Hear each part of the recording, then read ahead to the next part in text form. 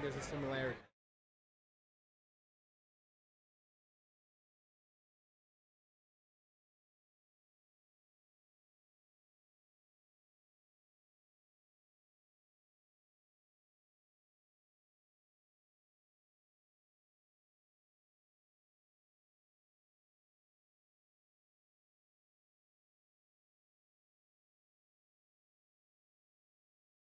Yeah.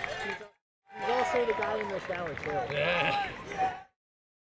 I'll never forget that Suds episode. Yeah. And you can Harry's back in that episode. Yeah. And not least, Denise Star. So he's freaking out because somebody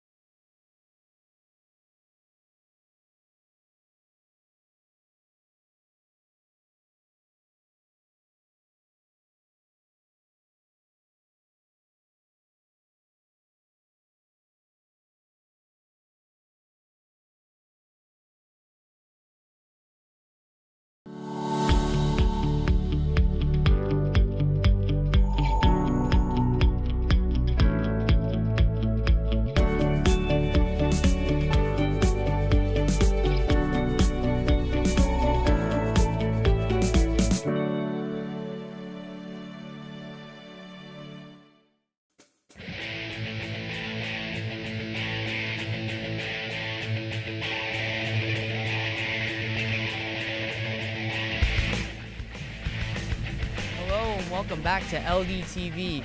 Tonight, we got a football matchup between the Willingboro Chimeras and the Seneca Golden Eagles. I'm Napoleon Juliano alongside Joe Melagrana. Joe, what do you think of tonight's matchup? Willingboro was coming in with a 4-4 record. However, they're riding a 3-game winning streak. They're certainly looking for a win tonight to get over the 500 mark. For them to do it, you're going to have to limit somehow the success of the Golden Eagles quarterback, Anthony Tirico, who could beat you both on the ground and in the air. The Golden Eagles are coming in. They're having a fine year. They're 6-2. Interestingly, they're 4-0 on the road, 2-2 at home. So they're looking for a win to get over the 500 home mark. Hey, it's Friday Night Lights on a Thursday. Doesn't get any better than this. Should be a great one. Stay tuned for some action-packed football after this.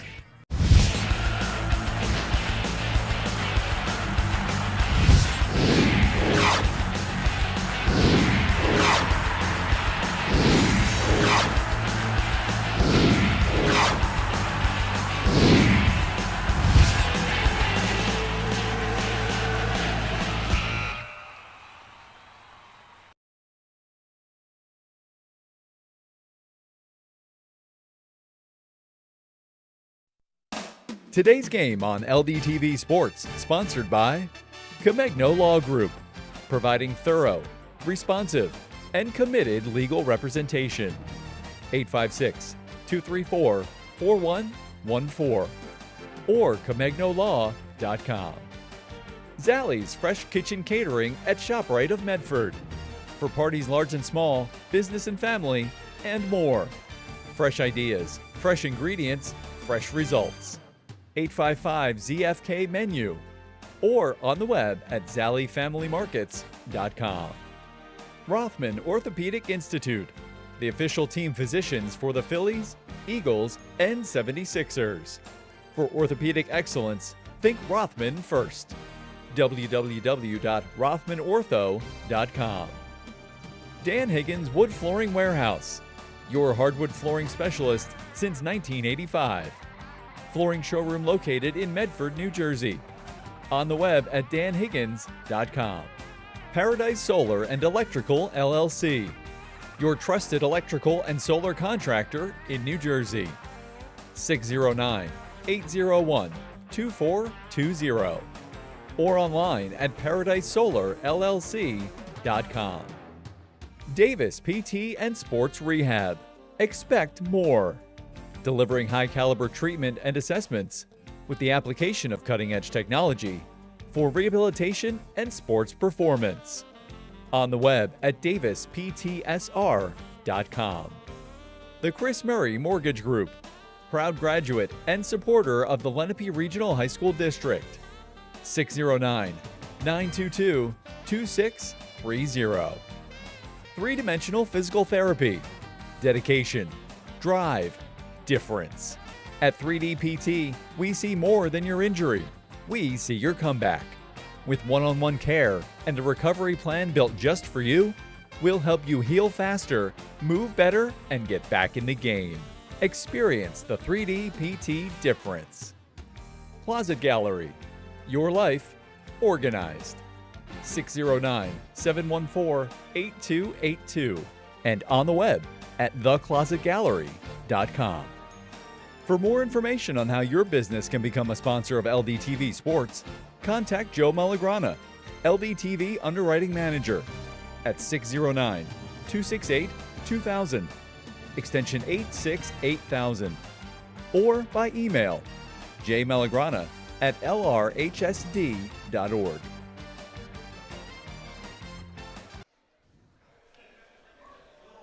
And we're live just about a few minutes out from kickoff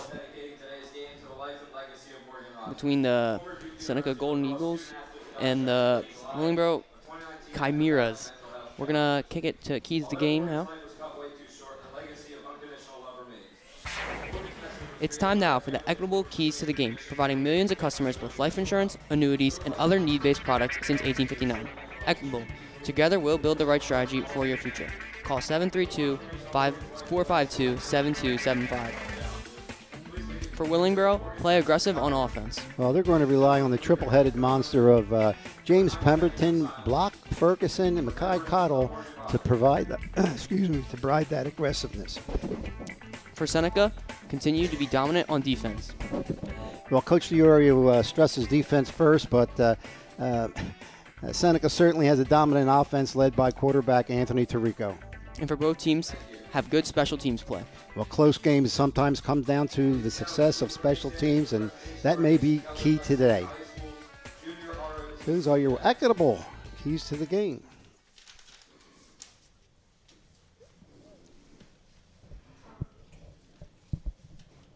We're going to have the national anthem now.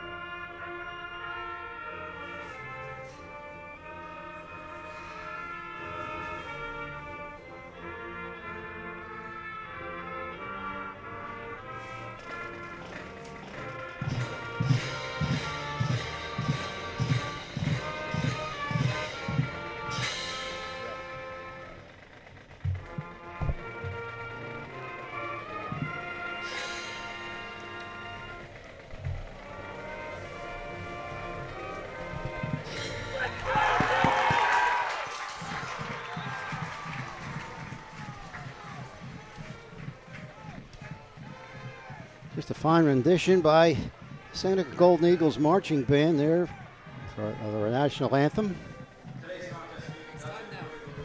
It's time now for the Jostens Silent Report. Remember your year with a one-of-a-kind yearbook for your student. Yearbook and parent ads available online at jostens.com. Let's send it down to David Don for the Silent Report.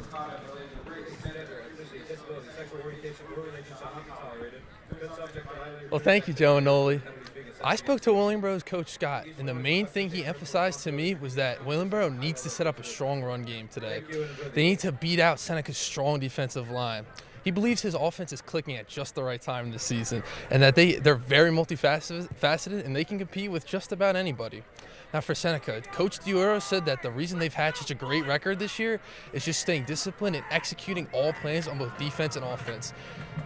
Golden Eagles QB Anthony Tirico has already gone for over 1,000 yards this season and has kept turnovers at a minimum. It seems we got a great game on for tonight, and back to you guys. Thank you, David Donch, for the Silent Report. And we're just about ready for kickoff. Willingboro will be kicking it off to Seneca, who is receiving. And we are underway. The return gets to just under the 30.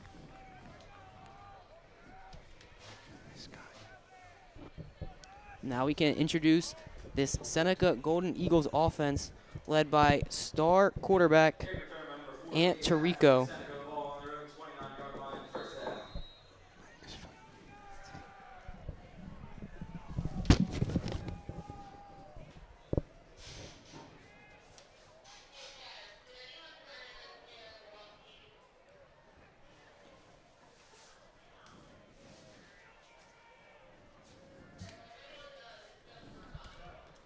Tirico drops back, looking to his left, got no one, but he finds a screenplay there. That's Kingston Williams, and a first down on their first play. Nice little passing play to start this game off for the Golden Eagles.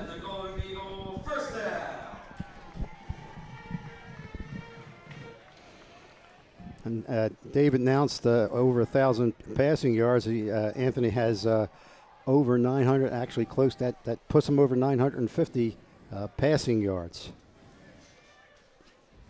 Tirico has Horner to his left. He's going to motion over Atz. Play action. Going to use his legs here. And a good pickup of about 7 there on first down.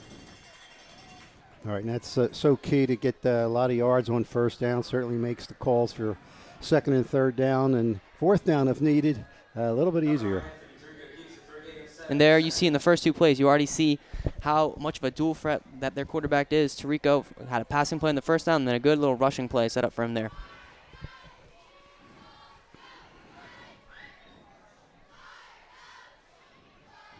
That's a direct snap to Horner, and Horner going to get some good yards there and pick up the first. So we already have seen some unique play calling here. They go with the quarterback pass and the quarterback design run. Now they line up their running back in shotgun. He runs for a nice pickup. Yeah, Willingboro certainly has to worry about many facets of this potent Golden Eagles offense. Seems he'll snap it to Tirico this time.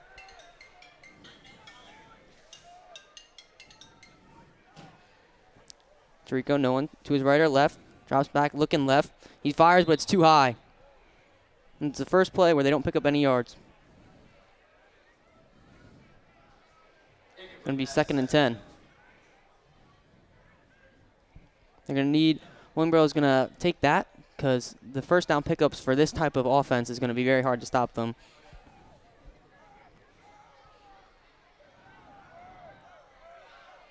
Tirico with no one to his right or left again.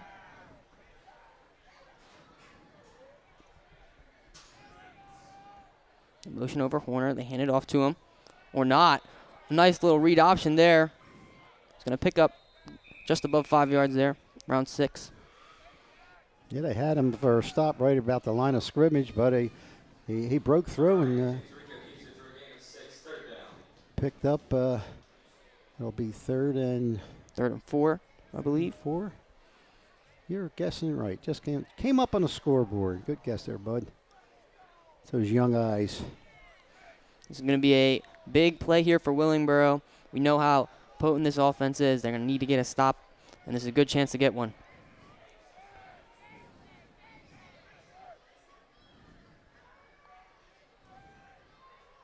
Oh, and we got some early movement. Yeah, looks like it'll be a false start on Seneca.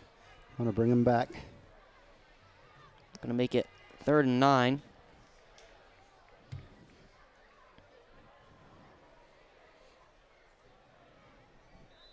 And this is now a really good chance for Willingboro.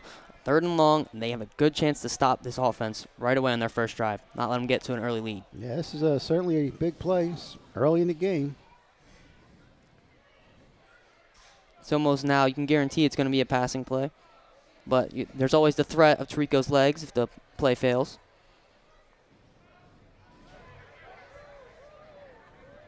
Tirico. In motion. This time he drops back. He's going to look for a man. He fires it. He's got one, but he's just short. Can't find Cole Smith. Well, he was under pressure, so he kind of slinged that ball out of there so he didn't take a sack. And that's a great defensive stand on the opening possession here. And Golden Eagles going to have to punt it away. Punter is Chase Horner.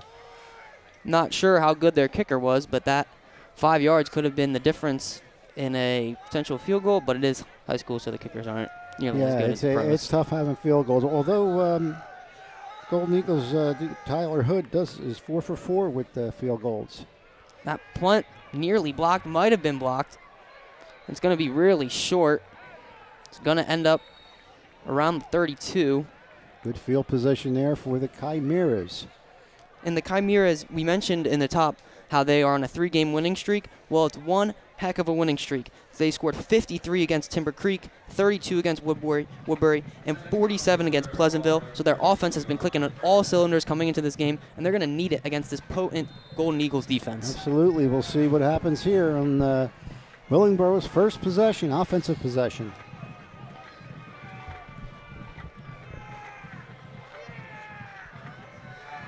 Pemberton. Take the snap. Almost a jump. I think he got back. Seems that they not aware of their play call.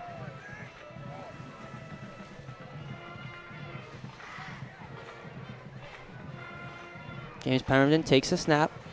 He's looking to his left, fires and slips through the hands. That was number 4, Yassine Hogue, but was not able to reel it in, so it's going to be 2nd and 10. A little bit interesting that the first play is, short pass, but as you said, it just went through the hands, so it's an incomplete 2nd and 10.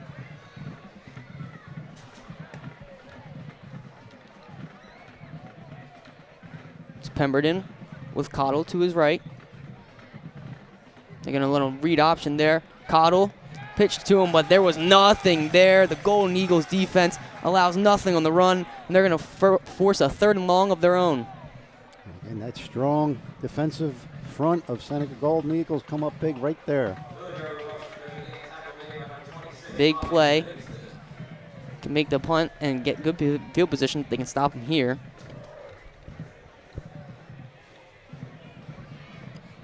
Pemberton trying to direct his offense. Pemberton, he's got 5 wide. Takes the snap, dropping back. He's looking, he's got his man, but that's going to be short of the line to gain. Barely got to his line of scrimmage. Yeah, it's going to be 4th and 10 at least. Might have even lost a yard. Not gain of 1. And there we see this Golden Eagles defense that's allowed 20 points only 1 time this season. They prove how good they are there, allowing only 1 yard to gain in their first 3 plays. Nice 3 and out. And I believe that's James Robertson doing the punting. I think he also does the place kicking.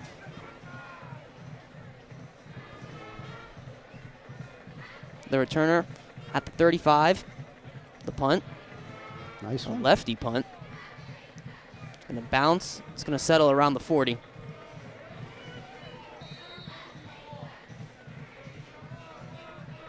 It'll be at the 34. So, back-to-back defensive stands by both teams. And Tirico and the Golden Eagles offense is sent back out there again. I think last year, if I remember correctly, Seneca did eke out a 1-point victory against Willingboro. Maybe we'll see something like that here tonight.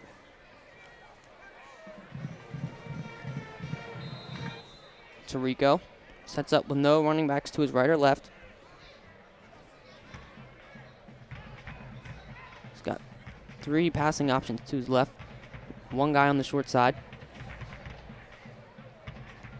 Takes the snap. It's a design run here. And he breaks through. Had nothing there, but he made his own hole. And it's a nice pickup on 1st down of about 8. It didn't look like there was much, but he snuck through. Wasn't that much of a room, but he certainly picked up a good amount of yardage on 1st down. And when the Golden Eagles, they set up with no running backs in the backfield, and they still have design run plays. This is what you can do when you have a dual threat quarterback of the level of Tirico, and he's showing off why he's got 1,000 yards rushing and near 1,000 yards passing. Absolutely. This time they have Horner right behind him. Motion over Cole Smith. This time it's a run play to Horner. Horner, nice aggressive running, breaks through and he gets the 1st. Right about midfield, picks up the 1st. So far, the Golden Eagles have really relied on their run game, whether that be their quarterback or their running back. See if they can keep on doing that there.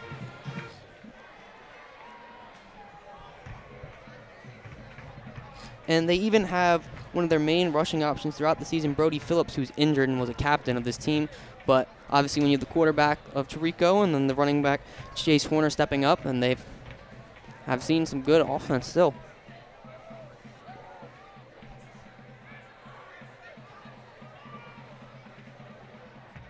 Tirico, another run play here. It's going to run right through the Willingboro defender. A nice pickup on 1st down again. slowly but surely moving the chains and getting good first downs, which allows them to have these plays where they can run, pass, and catch the defense off guard. And he just bowled over, like you said, one of the Willingboro defenders there. And it'd be like 2nd and 4.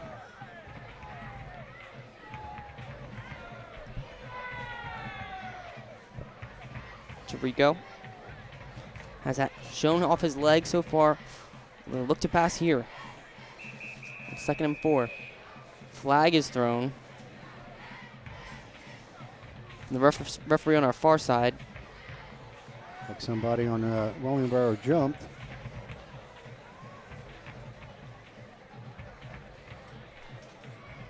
It's going to give Seneca a first down. Slowly moving the chains.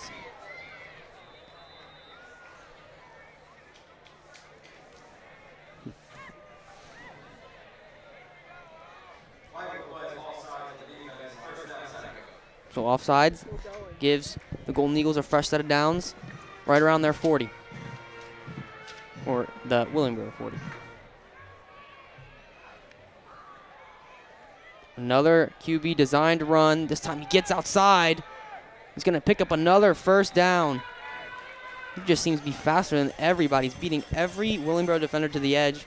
And there gets the first. Moving the chains again. So far, we haven't even had to see Tarico's arm because he's just been running through all these. I think it was just that one was 3rd down, but he was under pressure, and he said kind of had to sling it out there, and fortunately wasn't intercepted. I think that was the only pass play. You're correct. I believe the first play was a pass play, but after that, we haven't seen much. That's right. But if it ain't broke, don't fix it. No, absolutely. Not when you have over 1,000 yards on the ground just by the quarterback. Here he is rolling to his right, looking for a man. He's got no one. He's going to sling it to the sideline. He was looking for number 3. That's Kingston Williams, but nothing there. 2nd and 10. And that was good defense. There wasn't there, Tarico tried to throw it right in the, not much room there, but just good defense there. Good coverage by the Chimeras.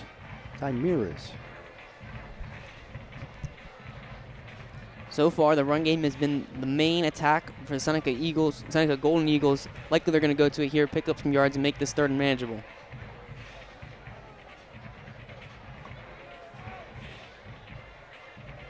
This drive has been slowly wearing down at the Chimeras, just slowly getting first downs. Here's 2nd and 10. There it is, another strong run play from the quarterback, somehow still on his feet, fighting for some extra yards. And there they do it. They get a nice run play on 2nd and 10, make it 3rd and manageable, and now they can do anything. They can run, they can throw the ball.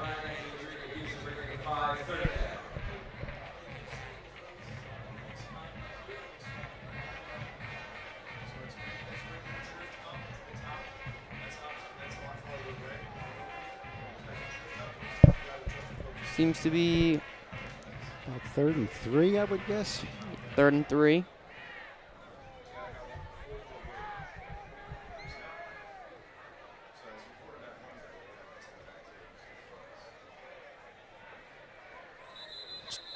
Timeout called. It's going to be a Seneca timeout. We'll look it over and set up a better 3rd down play. Didn't like what they looked there. Well, it's listed on the scoreboard as 3rd and 5, and I guess Coach Dioria didn't like the way the setup was, so using an early timeout because that's their first. They have 2 remaining in the first half. Of course, Barrow still has their 3. I got to ask you a question. You happen to know what a chimera is? I have no idea. I'm having a hard enough time trying to pronounce it.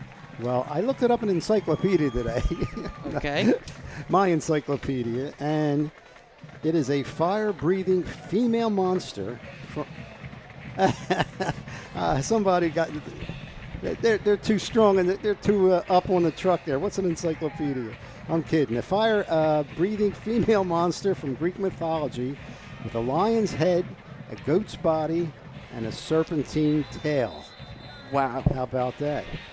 I don't think I would have found that in an encyclopedia. I I've never heard of that, and I take AP Latin. So maybe I'm just not paying attention, or I don't know. I know. Encyclopedia is Google in a book.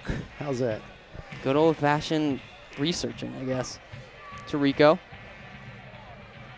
Running to his left. Meet there. Nice job by the Chimeras to hold him, and I believe that stops them. It's going to be 4th down. Yeah, I'm sure you're going to see a punt here. It's way too long for, I think the longest, trying to think, the longest for Tyler Hood for field goal was 37 yards. I feel like at this rate, if it's you don't punt it, you just go for it. You miss it, you miss it. I'm sure, 4th and 5, sure they're going to go for it, yep.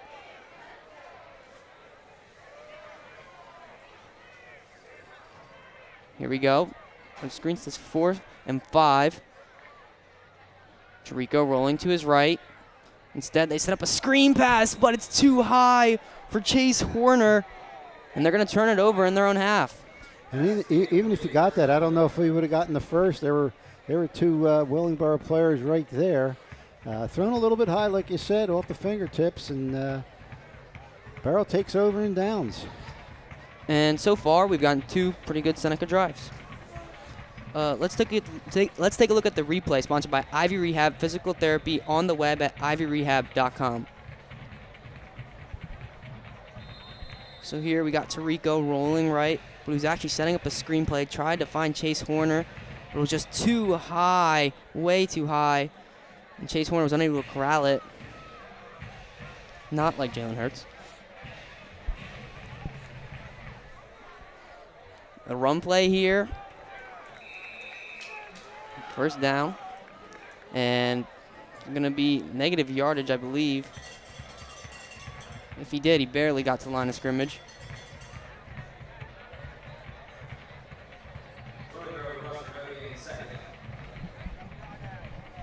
I believe that was Makai Cottle. He jumped early but got back. Pemberton setting up the offense again.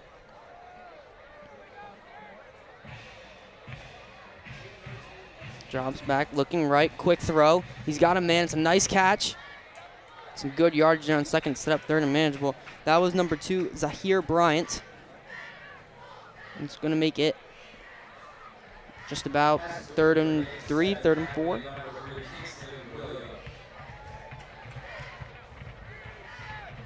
Seneca a chance to hold him to 3 and out, back-to-back drives.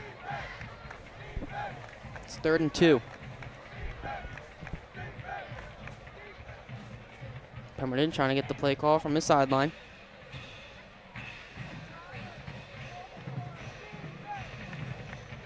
Just over a minute to play. 3rd and 2. Pemberton drops back, looking to his left. He's got him, and it's bobbled. It was a pretty good throw, maybe slightly behind, but one you have to catch. Yeah, it looked like the throw was slightly behind him, but like you said, definitely a catchable ball. That was number 4, Yasin Hogue.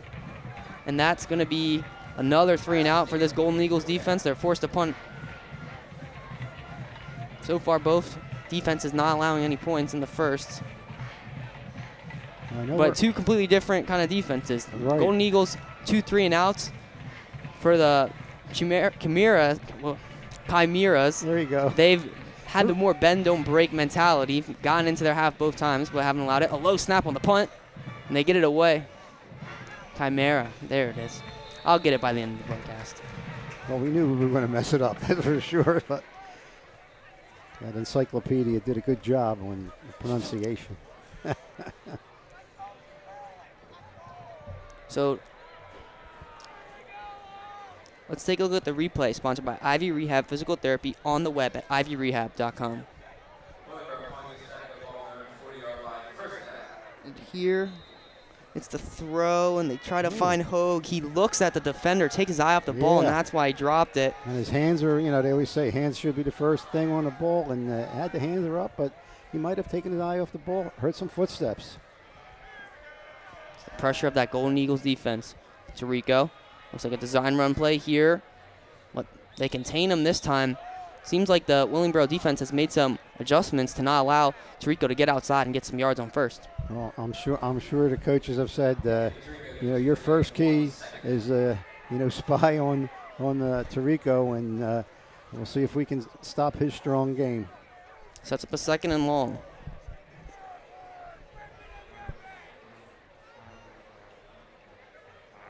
So far, there's been some good field possession for the Golden Eagles because of their 3 and outs, forcing them to punt, and then obviously getting right around their 40, but haven't been able to capitalize just yet. Looking to change it on this drive. Tirico. Looking, slings one, a great pass there. Believe that's Kingston Williams for the first down. Nice quick throw there, and there we get to see the passing side of Tirico's game. Nice quick bullet pass to Kingston Williams right across the seam. And certainly Williams picked up an extra 4 or 5 yards after the catch. And here they are in Willingboro territory for the 3rd straight drive. This time they're definitely looking to capitalize. I think they're slowly wearing out that Willingboro defense as well. That's going to be the first quarter. So far, it's 0-0. Let's take a look at the replay. Sponsored by Ivy Rehab Physical Therapy on the web at ivyrehab.com. Here's the nice move and breaking through tackles was Kingston Williams. Found a soft spot. Yeah, he caught it right at the end, but he did pick up about 2 or 3 extra yards after the catch.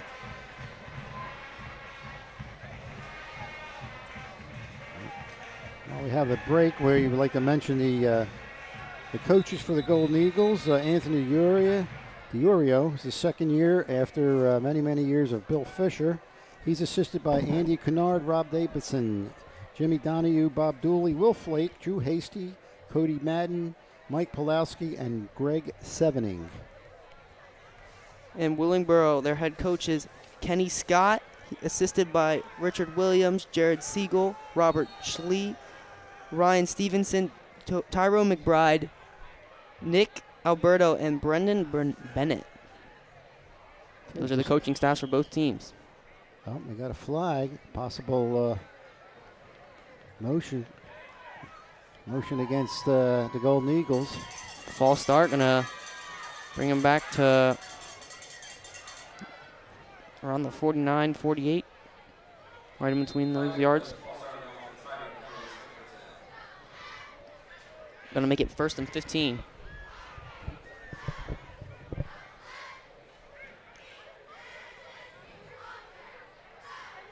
Tirico.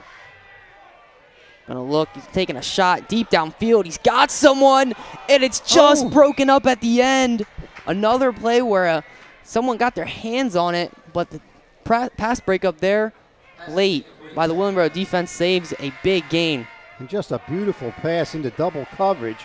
Almost made that completion. Again, Tirico showing off his arm there. That one was almost picture perfect on the throw. And again, double team. It had to be a perfect pass, and it was, but one of the defenders there on the Chimeras managed to get a hand on it. Made it incomplete. Sets up a 2nd and 15.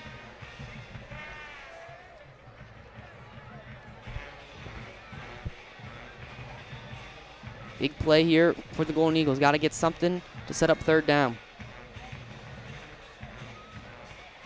Tirico. Instead, they looked for all of it, and it's just low. He was looking for number 4, Gabe Atz, but he was unable to find him. Had a little bit of space, but just fired it a little low. Unable to make that completion. So it's 3rd and long, 3rd and 15. Another big chance for the Willingboro defense to get off the field and give their offense another shot at it. Normally, it'll certainly be a pass play. We'll see if they mix things up and keep it on the ground. If it is, it's going to be Tirico. Chirico takes the snap. He's going to roll right. Pressure gets to him early, but he evades it. He's going to look for some yards on the ground, but he's met by many defenders there. Rally tackling by the Chimeras. And that's going to be 3 and out, I believe. It was the first drive where they weren't able to run on first down because of that false start, and that really hindered them. Like you said, I think the Chimeras made some adjustments. The key on number 9, that's for sure. Going to set up a punt. And again, the punt is Chase Horner for the Golden Eagles.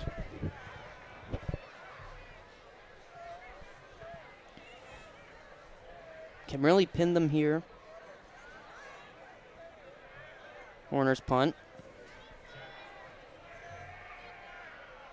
Going to be received and returned. Getting wide to the right sideline. A pretty good return. Where he caught it was around the 10. He gets back 20 yards, and he's going to set them up where they're not completely pinned in their own half. Set up their offense that has been firing on all cylinders coming into this game, but it's gone 3 and out back-to-back drives.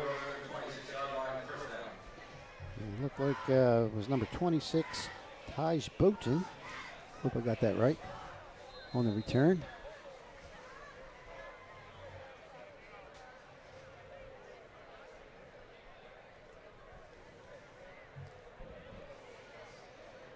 Making some subs in the Willingboro offense. Set. Pemberton. Little play action. He's got him, but he's short. Yeah, he was certainly behind the last bit of defense there on the Golden Eagles, but unfortunately the pass was well short. 2nd and 10 set up now. And Pemberton has not been able to use his running back. They've elected to go with throwing plays on first down. I feel like they should maybe try to test out that run game. I know the Seneca defense is really good. And here they go. They try it, and it works out big time. A first down, pick of about 13. He must have heard you. I think that was number 33, I believe, Kai Cottle. Nice run play there, and they move the chains for the first time, picking up their first down, only above a quarter in. Coming into this game, number 33, Mackay Cottle, was led the team with rushing at 256 yards. See what they do on first down here.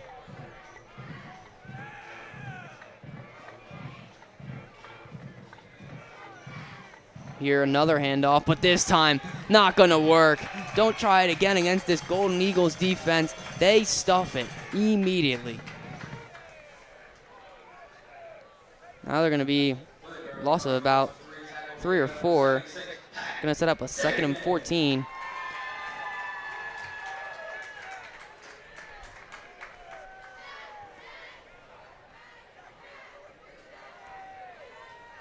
Now likely going to have to be a pass play for the Willingboro offense.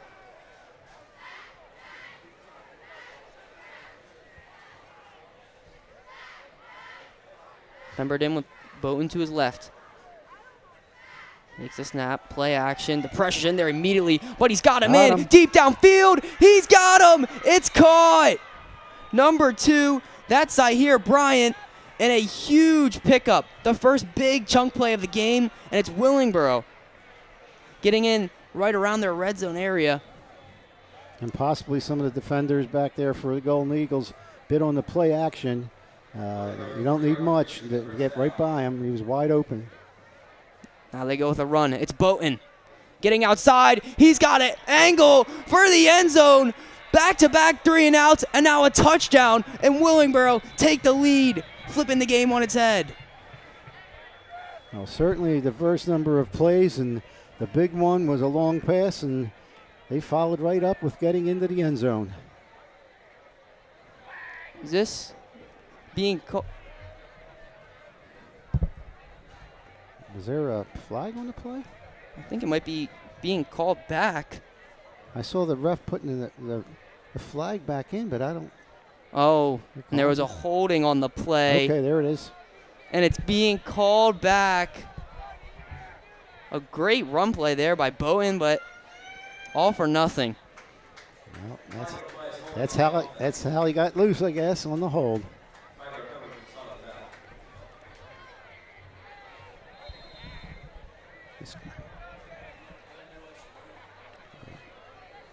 Pemberton with Bowden to his right. They still hand it off. He's got a lane, a nice aggressive run. A good pickup on first down. It was 1st and 5, so the hold must have been deep down the field. But now it's 2nd and 5. Maybe just some unfortunate work on the scoreboard, but it's 2nd and 5 now. Good run play there by Bowden. And ever since they've used their run, it's opened up more in the pass and allowed them to get some good yardage here in this drive. Another handoff. Wait, no, he keeps it for himself. Tries to pick up some yards. What a good shoelace tackle there. It's going to make it 3rd down and short.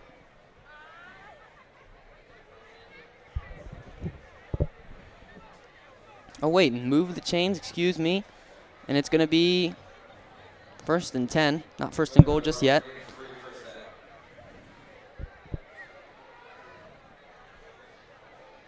I believe they still can get a first down at the 1.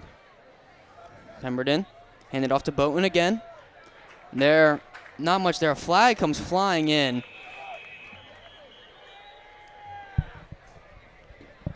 Picked up about 2 before the flag. Let's see what the flag's going to be. It's going to be holding. It's going to be going back.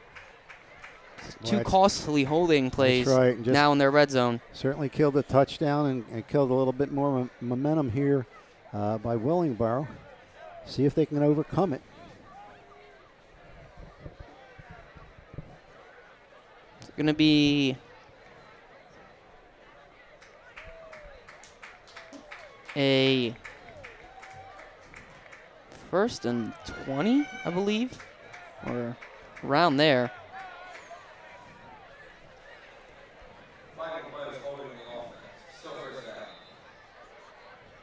So some huge swings in Willingboro's momentum and then some costly errors on their part, swinging it right back in Golden Eagles' direction, but still in their half, and they got a chance to put the first points on the board here. Yeah, 1st and 20, and they still can get a first down. Pemberton, they're going to hand it off to Bowden again. He's been a workhorse in this drive. Picks up a few. But the defense of the Golden Eagles certainly took advantage of those two holding penalties. Their defense is coming alive here and really holding them and actually pushing them back.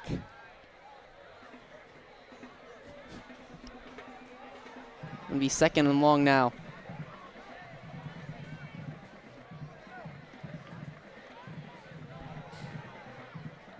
Got Bowden to his right. Coming into the game, Cottle has been their main running back, but some huge runs by Bowden. He's now become the main running back in this drive, at least.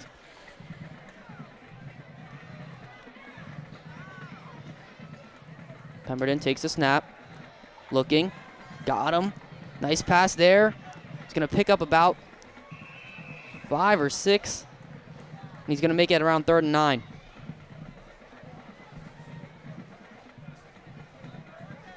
Nice play call there to make it a little bit more manageable. And a big 3rd down here if they're trying to get in the end zone. Can't take a big loss here. And I don't think Burrow has attempted any field goals, at least the stat sheet that I have.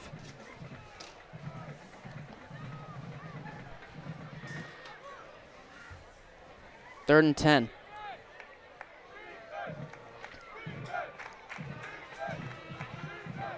Drops back looking, he's gonna run.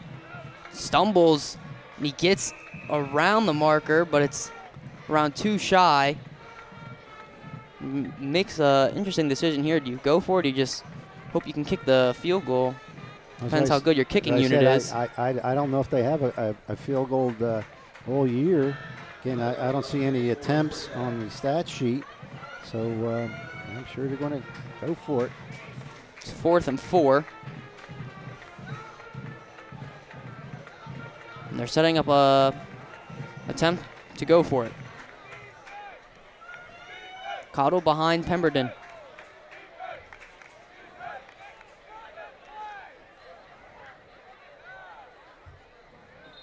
And they're going to have to use a timeout. Yeah, it looked like a little confusion there. And the quarterback looking into the coach didn't look like they understood each other. That's a good timeout by the Chimeras. And it's their first, and we have 2 remaining. Looks like neither team is very confident in their kicking units, both electing to go for it in areas like this. And this is a huge spot here. Obviously, the Golden Eagles were unable to convert in their half when there was a 4th down. This could be a huge swing if Willingboro can convert. Well, I did mention earlier that Seneca Golden Eagles are 4 for 4 in field goal tries. They're long one of 37 yards. And they're 24 out of 47 in extra points. And on the Willingboro side, again, we don't have anything for field goals. The only stats we have is 5 for 8 on extra points, and they have 2 2-pointers, 2-point conversions. So both teams trot back out there. Big play, 4th and 4. Pemberton's still looking back to his sideline. Trying to set up the play.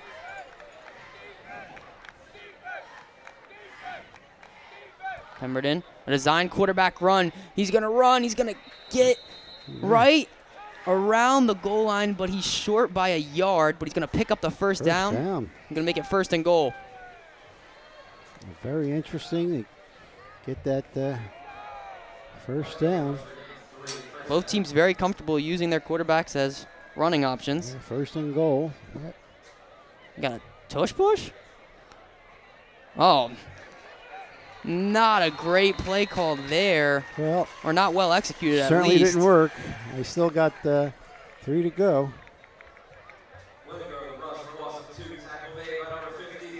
Proves that not everybody can do the tush push.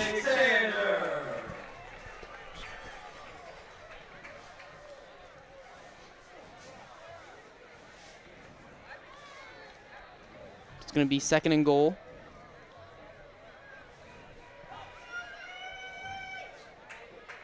Pemberton with Cottle to his left. Looking.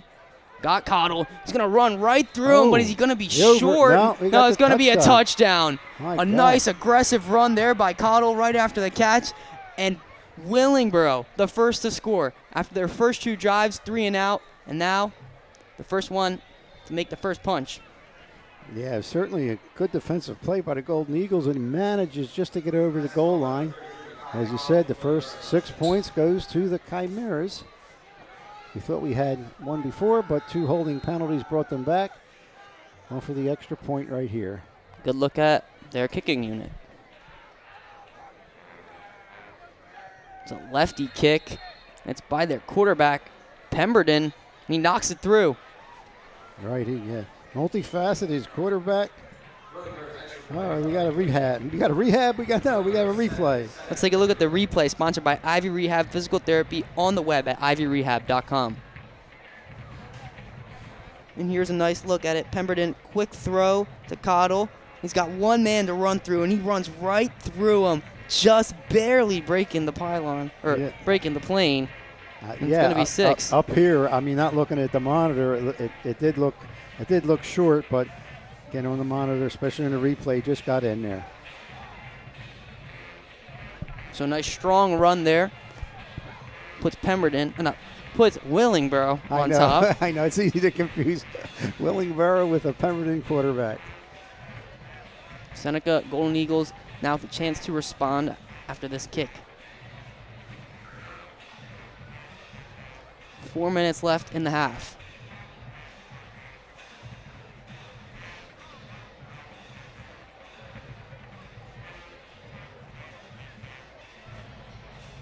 And there's their quarterback, Pemberton, as well, doing kickoffs. It's all over the field.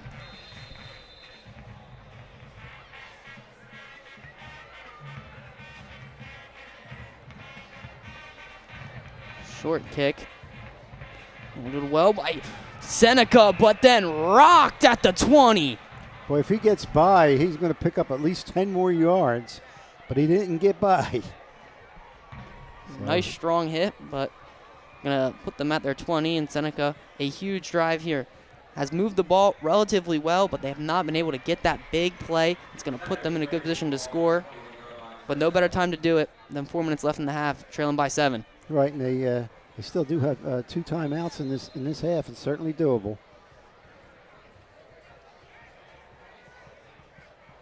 They have motioned their quarterback, Tarico, out of the wide receiver and corner to take the snap. They go to Horner. It's a run play. Strong run. Still turning those legs. Still going. Oh, he might have got the first because I was waiting for a whistle.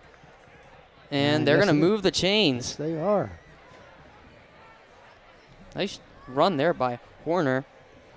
And a good pickup on first. And a good start to this drive. Now Tarico's going to take the snap.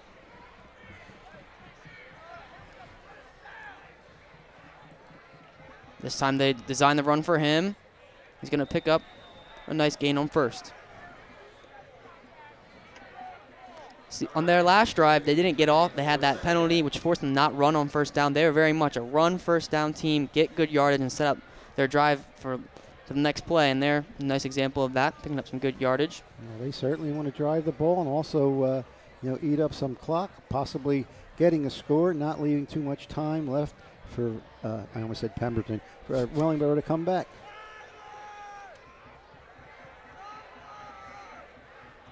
There, they run it. It's Horner again, and a good run play. A little short, I believe. Gonna be 3rd and 1.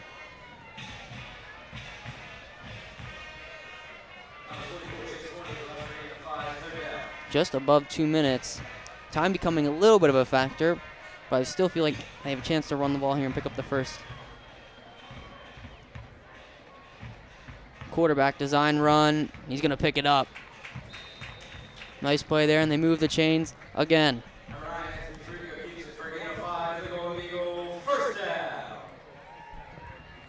And here you can see when the Golden Eagles keep it simple, run the ball right up the gut, trust their offensive line, they're able to generate quick and easy yards. Here they're driving. And you may not see a pass in this whole offensive possession as long as they're moving the ball.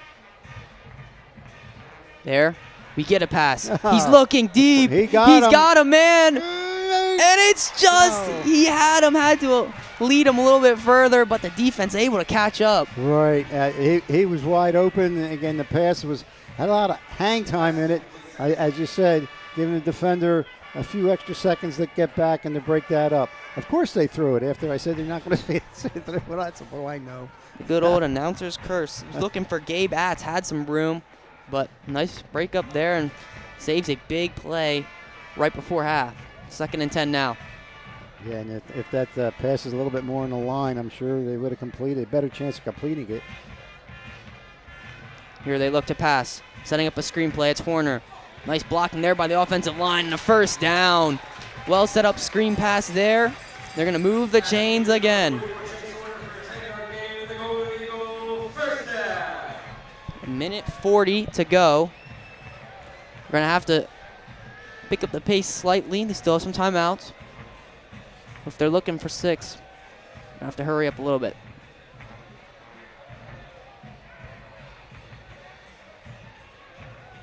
Tarico on a roll to his left. He's trying to find a man. He fires. He's got one, and that time he doesn't miss it. It's a touchdown. It's number 4, Gabe Atz, and he gets his touchdown that he deserved on the other play. And Tarico did the slingshot sidearm pass, and he didn't underthrow that one. And that's how you respond. The Golden Eagles had some good drives prior, and there they finally cash in. Looking to tie with this extra point. Number 2, Tyler Hood, coming into the game, 24 out of 27 on the extra points.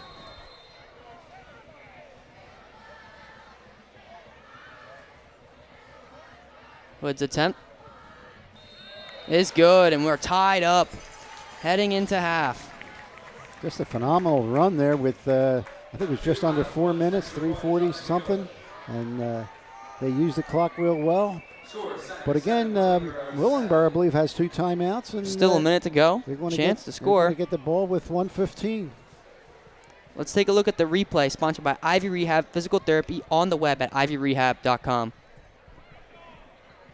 And here we see Tarico rolling to his left. He sees him, his wide receiver break through. That's Atz. And a great throw this time, right on the money. Not going to miss him 2 times in a row. That's why Tarico's a star. Touchdown there. Great play. Way to respond. Interesting here, minute 15, all tied up. Minute 15 of the before halftime. See what Pemberton can do with Willingboro.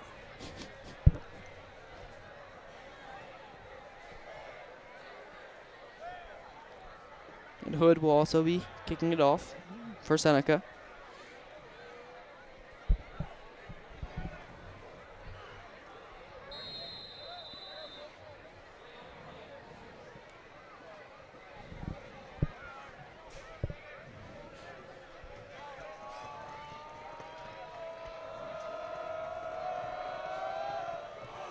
And the kick, well struck, having the Willingboro defender to back up and catch it.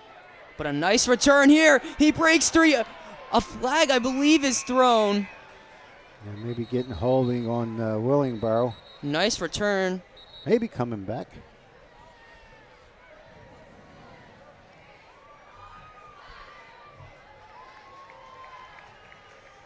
And yep. Hold on, Willingboro. Every time Willingboro seems to have a nice chunk play, and just self-inflicted errors just swing their momentum right, whack the other way. 1:06 to go.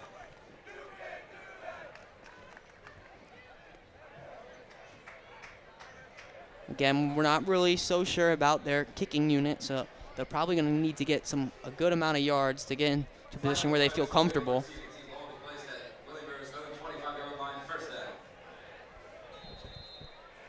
At their 25.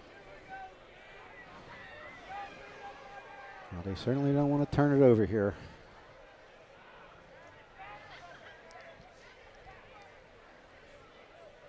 Motioning out Bowden. Gonna fire it. Just short. Had a receiver breaking 3, but A little bit of pressure on him. gonna make it 2nd and 10. Clock stops with the incompletion.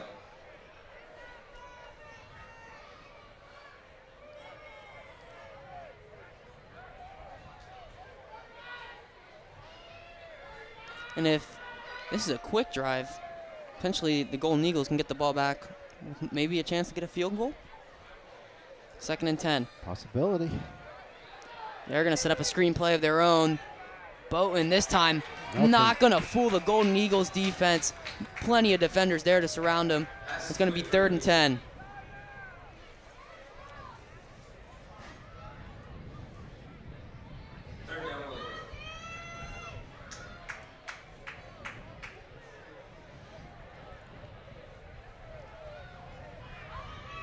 Pemberton setting up the offense. Clock ticking. Likely going to be the final drive. He's going to fire it out. He's got a man. That's number 4, Yassine Hogue. And he gets out of bounds, stops the clock. And they're around the 40. Yeah, they got the first down. 22 seconds left, and I believe they still have 2 timeouts.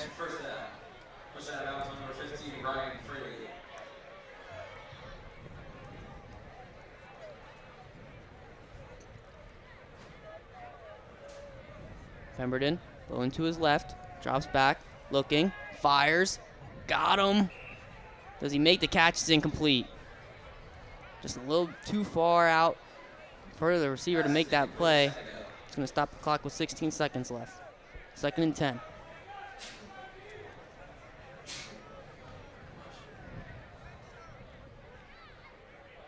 They're going to need a big chunk play if they're going to look to put any points on the board here.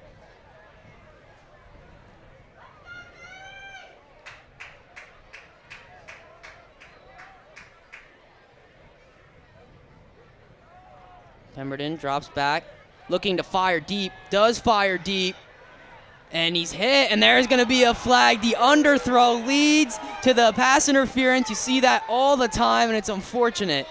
He throws a second flag. Could that be for arguing the call? This could be a huge tack-on play here right before half. I don't know. That could have been an uncatchable ball, but anyway, the flag's on the ground. Pass interference, going to be a spot foul, so they're going to be around their 30 or so. Anthony DiOrio certainly not liking the play. He's letting the refs hear it.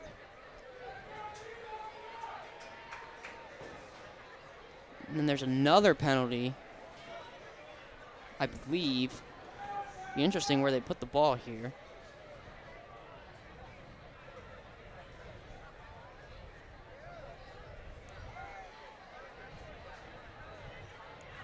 Obviously, the Seneca coach wants to talk with the referee. Pass interference. That's it, yeah. The referee down there, longtime referee, Mark Finelli. So they're going to be at their 31 with 11 seconds left. Wow. 2 timeouts, I believe, right? I believe so. I believe I only remember one. No indication on our scoreboard. Doesn't keep the timeouts here. Pemberton looking for a man. Takes a shot. There's a lot of people there. Not going to be picked. Stops the clock at 5 seconds. They're going to have another chance at the end zone. A risky throw there.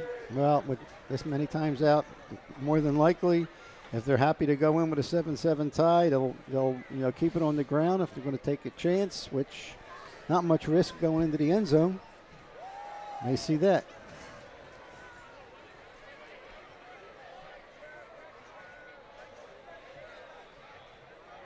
Likely the final play before half.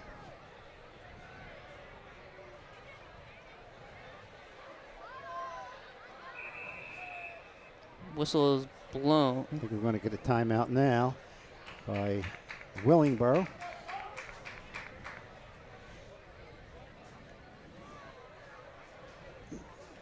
It says 4 seconds on the clock. I wonder if 1 second got ticked off. It's right back to 5. Right back to 5.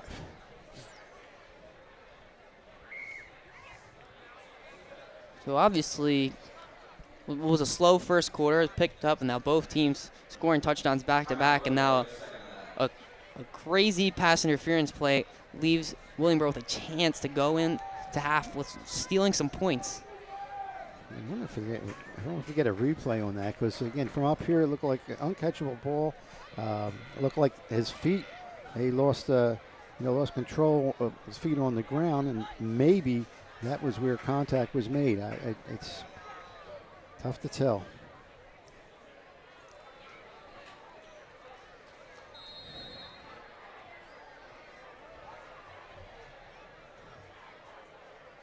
Pemberton setting up the offense again. Seneca only looking to rush 3. They only rush 3. Almost get to him. He's going to roll out to his right. He's going to take a shot. They got a chance. It's picked off. Can they return it for 6? I believe that's Tarico. Yeah.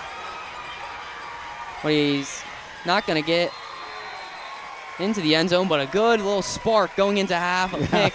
He must have seen a lane to come out, because if there was a turnover there, of course, probably wouldn't have been any time left anyway. So no risk on that. And wow, what a great first half. As we mentioned last year, there was only 1-point victory. I believe it was 19-18. And we certainly got a low-scoring game here. We'll see if the second half provides a little bit different results. That's for sure. We're sending into halftime. Willingboro 7, Seneca 7.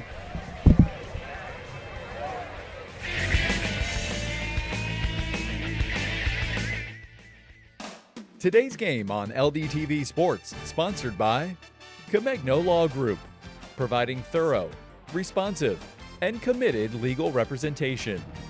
856-234-4114 or ComegnoLaw.com. SolarContractor.com. Zallie's Fresh Kitchen Catering at ShopRite of Medford. For parties large and small, business and family, and more. Fresh ideas, fresh ingredients, fresh results. 855-ZFK menu or on the web at ZallieFamilyMarkets.com. Rothman Orthopedic Institute, the official team physicians for the Phillies, Eagles, and 76ers. For orthopedic excellence, think Rothman first. www.rothmanortho.com. Dan Higgins Wood Flooring Warehouse, your hardwood flooring specialist since 1985. Flooring showroom located in Medford, New Jersey. On the web at danhiggins.com. Paradise Solar and Electrical LLC, your trusted electrical and solar contractor in New Jersey. 609-801-2420 or online at paradisesolarllc.com. Davis PT and Sports Rehab. Expect more. Delivering high-caliber treatment and assessments with the application of cutting-edge technology for rehabilitation and sports performance. On the web at davisptsr.com. The Chris Murray Mortgage Group, proud graduate and supporter of the Lenape Regional High School District. 609-922-2630. Three-dimensional physical therapy. Dedication, drive, difference. At 3D PT, we see more than your injury. We see your comeback. With one-on-one care and a recovery plan built just for you, we'll help you heal faster, move better, and get back in the game. Experience the 3D PT difference. Closet Gallery, your life organized. 609-714-8282 and on the web at theclosetgallery.com. For more information on how your business can become a sponsor of LDTV Sports, contact Joe Malagrana, LDTV Underwriting Manager, at 609-268-2000, extension 868,000, or by email jmalagrana@lrhsd.org. The Lenape District app provides access to a variety of personalized school and district information at any time from anywhere. Students and parents can quickly and easily connect with everything from school news to athletic and activity schedules to grades and assignments to social media in one mobile-friendly view. The home screen features the activity stream. You can customize this feed with the information you want to see from your school and see all of your content all on one page. In the Notifications tab, you'll have quick access to important emails from your school or the district, as well as your subscribed alerts. You can choose to receive alerts for attendance, class and assignment grades, and even when a cafeteria balance runs low. And when logged into the app, the More screen allows students and parents to view schedules, class websites, grades, assignments, attendance, and more. You can also customize the calendar to display only events from the activities, clubs, and sports of your choice. The More screen is also where you can find links to many useful resources, like lunch menus, social media, and step-by-step instructions for setting up the app. The LRHSD app is available for free from the App Store and Google Play. Just search Lenape Regional High School District. And for more information, visit lrhsd.org/app.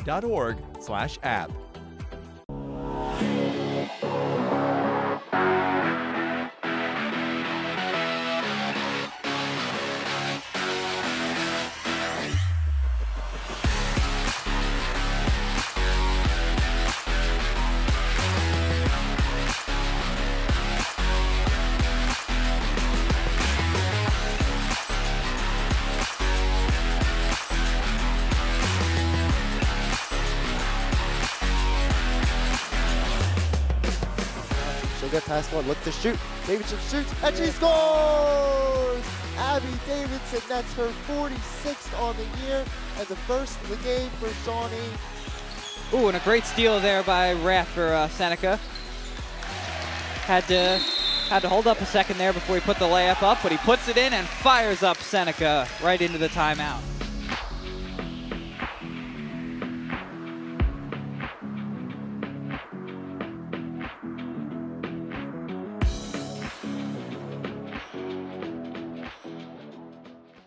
really isn't an academic class or opportunity that you don't have available to you here at Seneca. There are very unique academic opportunities here at Seneca.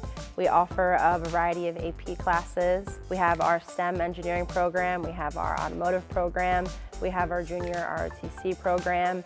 Any type of interest, you can find a class to match that here at Seneca. I've had the opportunity to work in high schools where the graduating class was 50 and the graduating classes were 550, and Seneca being right in the middle of those two seems to be like the perfect fit. It's not too small, there's room to be yourself, but it's not too big where students individually get lost in the mix. It seems to benefit everything from athletics to activities to academics as well.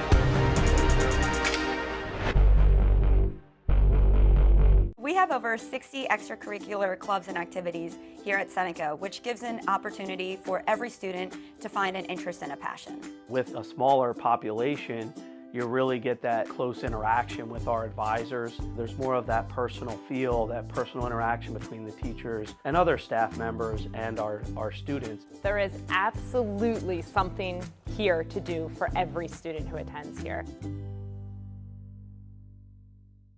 With a rigorous curriculum in STEM classes, AP classes, we have career pathway programs. All of our athletic teams are really competitive. We have dozens of extracurriculars. Seneca students can basically do anything that they want and explore all of their interests here.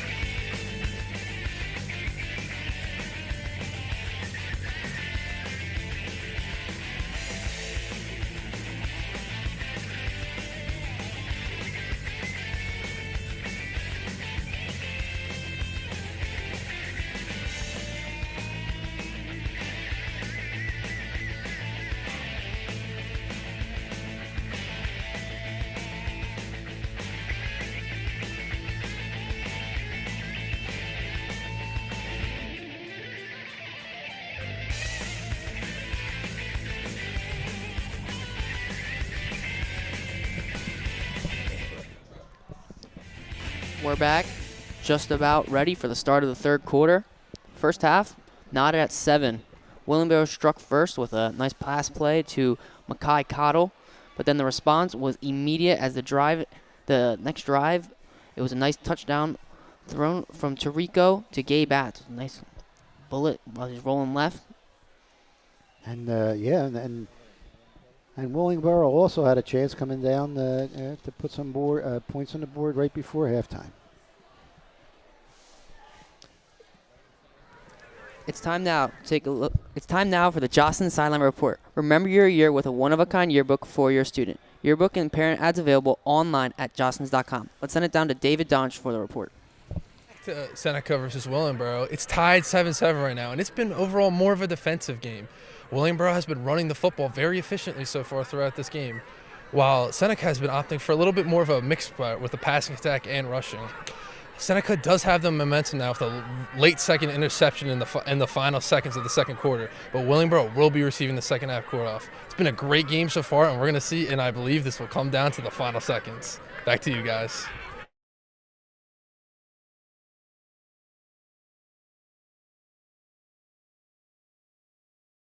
Different, but I mean, both led them to the same score. We talked about the rushing attack. Obviously, they've used Cottle and they've used Bowden as a dual rushing attack, and they've also used their quarterback, Pemberton. But for Seneca, they were early on just using a lot of the run game, and then late in that final drive, they started using that pass play, and they got Atz with the touchdown. So Right, and prior to that one, it looked like it was a touchdown, if you remember, and it was just too much air in the pass, gave an extra step or two to the Willingboro defender and managed to knock it down. But Golden Eagles came back and got that big touchdown.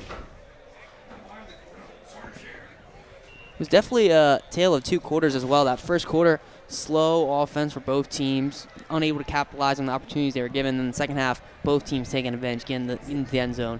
Yeah, both teams picking up a lot of yardage, that's for sure. And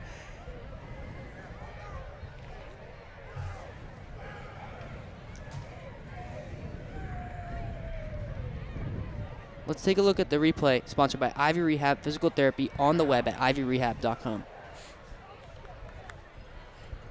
So here is the Seneca touchdown. I believe he rolls out to the left, if I remember correctly. Yep. Rolls out to the left, some good protection, got him enough time. And the slingshot throw all the way down. And believe me, he could catch it. Here it is, right at the end. Right at the end was Ott. And here's the Willingboro touchdown. Nice play there, and had to run right through him, and he does, just barely breaking the plane. That was our first score of the game. Right, and again, from our vision, when not looking at the monitor, his helmet was definitely over the line, but apparently the tip of the football also broke the plane, and that was the first and only touchdown for Willingboro, and the first and only touchdown for Seneca. As we'll begin this second half shortly, we're not at 7-7. We'll see what adjustments are going to be made in the halftime, but from quarter to quarter, there were some adjustments that allowed both offenses to get going. Let's see if they can carry that offensive momentum, or the defenses adjust and keep it a low-score game. Right, and both teams do have multiple weapons. So that comes into play with the defensive coaches, that's for sure. It's going to be interesting to see what kind of tempo that the Chimeras will have. They will be receiving. So we are just about ready to kick off. Both teams are sending out their kicking and returning units.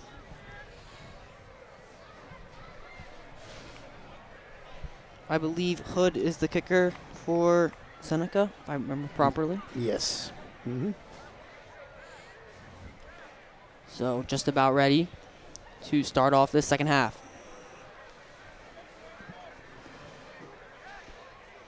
All tied in the first. We'll see who can swing first in the second half.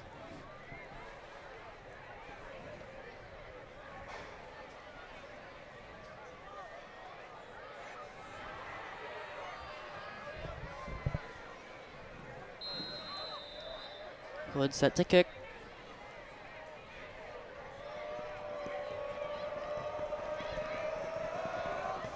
And the second half is underway. A little short kick. And that's going to set up decent field position. Oh. But a nice hit there. Seneca come flying in and leveling out that Willingboro returner. Looked like, I believe, number 3, was it? Chris Jones?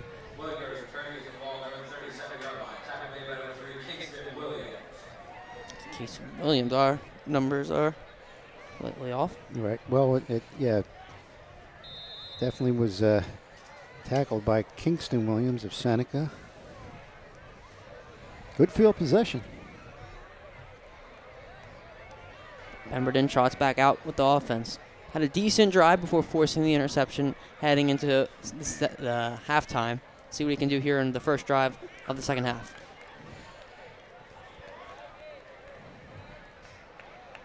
The running back right now is Mackay Cottle.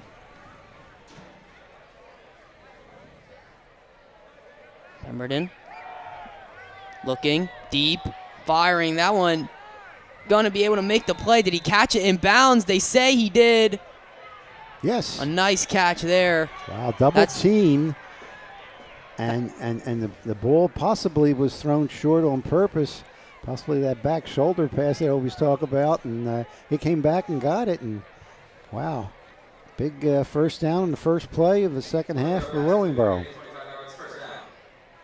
And so far, Willingboro's been able to make those big passing chunk plays in their attack that's been able to get them into their opposing half quicker. Oh, botch snap there, but a flag is thrown.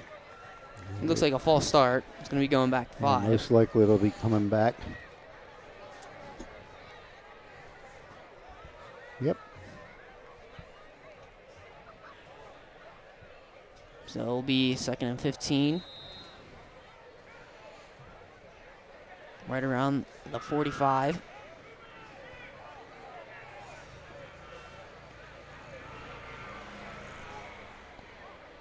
Cottle to Pemberton's right. He hands it off. They got nice blocking there. Sets up a good first down run play. Gonna get back the yards that they lost and a little bit more. And Mackay Cottle on the run. Our touchdown scorer.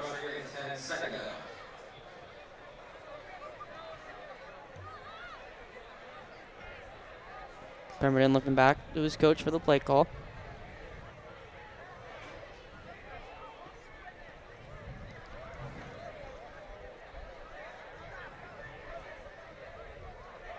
Motioning over a player, and is that going to be another false start? And I think it will. So again, a bunch of self-inflicted errors on Willingboro. Another. We had that in the first half. We thought that Willingboro scored, and it came back. I think there was 2 holding plays right after that, the first touchdown that had to be called back. And now we have 2 penalties early in the third quarter.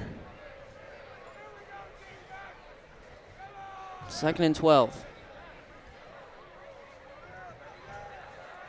Gonna throw it. Nice throw there. A nice catch. Able to catch it through contact. Through contact and through a double team. Just a great play. Number 2, Zahir Bryant with the reception. Nice quick throw there by Pemberton. They moved the chains. Offense moving well these past couple of drives heading into the halftime, now coming out of halftime. Yeah, most of it done by the air. There, now they hand it off. They used the run game and a good pickup on first. The flag flies in. Tell me another holding. It was kind of late for a holding. See what the call is. It looks like face mask, I think. Oh, it's on. It's a personal foul. It's on Willingboro. They're going to be going back again. Yeah, I didn't see the face mask. Just a personal foul? Yeah, usually we can hear the referee usually has a mic and we could hear it, but we're not picking it up. So they're going to move back 15 yards, and they're right back to where they will, a little bit forward, but another self-inflicted error erases one of their great plays. They're marching backwards again. 1st and 25. 3 big penalties here.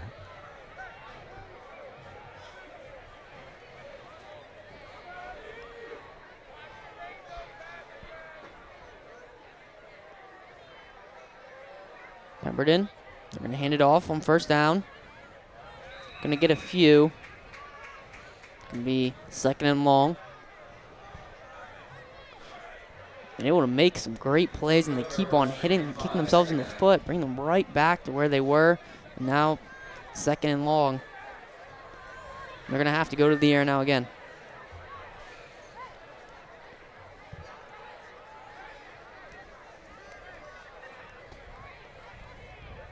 Cottle still to Pemberton's left. Now motion over to the right.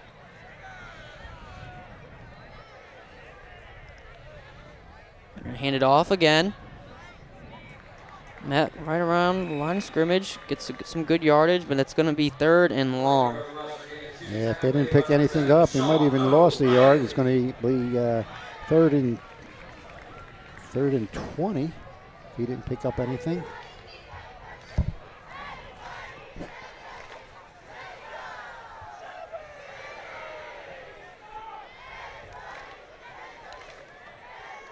Pemberton still with Cottle to his right. Need to go to the air now. Drops back.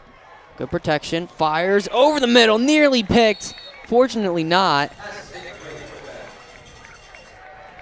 Yeah, So throws a little overthrown, and again, good opportunity to get it picked off, but unfortunately hit the ground, and it's going to be 4th and 20.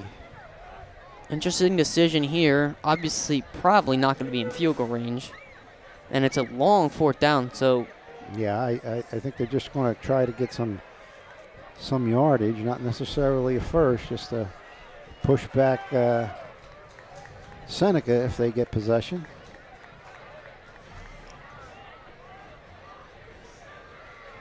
Drops back. Got some time. Steps up in the pocket, rolling to his right. He's got no one, evades a defender. Somehow still alive, but he's finally tackled. And they're going to have a turnover on downs. The Seneca Golden Eagles are going to have a chance to take the lead here. Willingboro certainly was marching down the field, you said, and they shot themselves in the foot not once, not twice, but 3 times. Can't have that many errors on a drive where we had some good plays, and they come away with nothing. So now Golden Eagles chance to strike first, starting in their own half, right around their 30.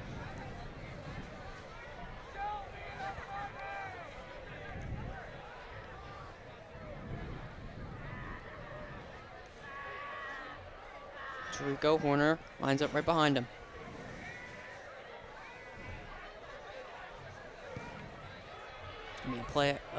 Run play, excuse me. Lost the ball for a second. Nice run there by Horner. Nice blocking up front. And there you go, a good, strong 1st down that sets them up nicely for 2nd down.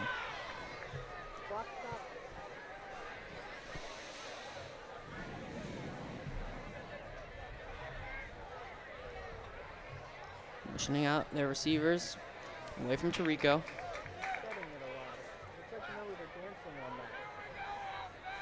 Bringing back Horner. Gonna take the handoff to him, and then Tarico gonna pick up the first. A nice run play there, utilizing his legs. Does the Seneca Golden Eagles QB. Nice pickup there, moves the chains, and this is a lot of what we saw in the 1st half with their offensive approach. Right now, I might have missed 1 or 2. Is there any penalties you can remember that brought the ball back on that Seneca side? No. I don't think so. Surely the difference so far in this drive.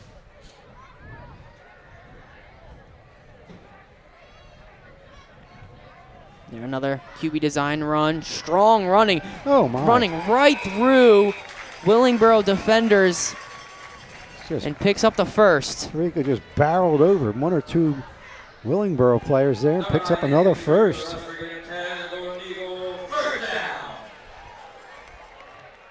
And Tarico has utilized his legs a lot in this third quarter so far. I don't even know if he's attempted a pass. No. Strong running first possession of the third quarter.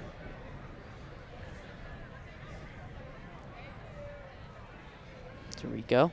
Yeah, we get one Now here. they pass. That's a shot. Does he have him? He does! A beautiful throw right on the money. Number 14, Nate Sauerwald. A beautiful throw right on the money. Had to be perfect and was. Just a beautiful pass. And again, with a double team, but he got behind both of them. Nate got behind both of them. Just a perfect pass for the second touchdown for the Golden Eagles. And again, right as we talk about the quarterback's legs, he wants to utilize that arm. And that's the second passing touchdown of the day. Dual threat, that's for sure. Here's Tyler Hood for the kick.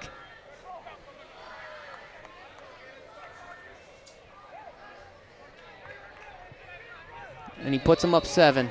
But a flag's thrown immediately.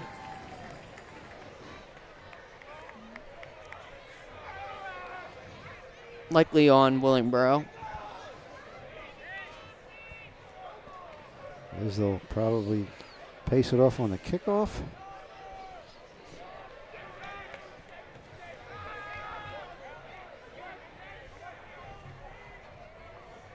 Referees meeting up.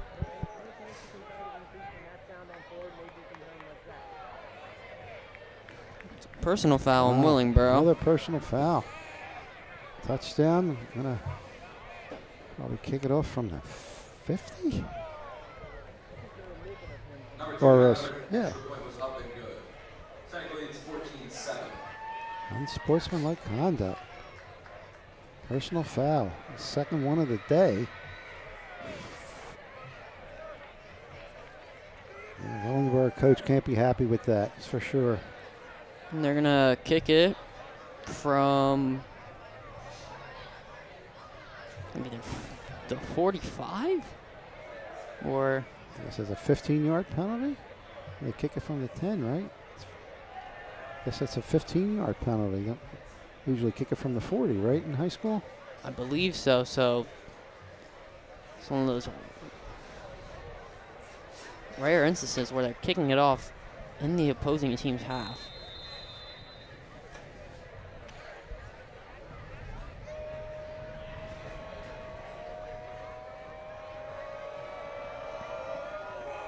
They go for an onside attempt. I think they got it. And they got it. Did it go 10 yards? I think it did.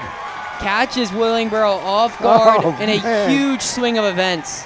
What a shocking surprise. Excuse me. Yes. A flag on an extra point leads to an onside attempt that's recovered. And now Seneca have great field position to add on to their lead. Wow. Let's take a look at the replay sponsored by Ivy Rehab Physical Therapy on the web at ivyrehab.com. Here we get a look at it. Just slow kick right up the middle. They take out the person who's going to recover it for Willingboro, and then the rest of the Golden Eagles corral the ball and swallow it. And now they're right at their 35. Right, and again, kicking from the old their own actually the 45 of Willingboro. Guess not much of a risk there. You know, they kick it short. You know, they certainly want to kick it in and get them a touchback. They kick it short, it's going to be about the same area. Well, if they don't make the onsides, it's, you know, they'll get the ball. Willingboro will get the ball. You know, and about the 35. So they surprise everybody and they hold on to the ball on the onsides kick. Gutsy call. Again, they've done this a few times where Horner is the one receiving the snap. Another run right for him. And he goes right up the middle. Picks up just about 2.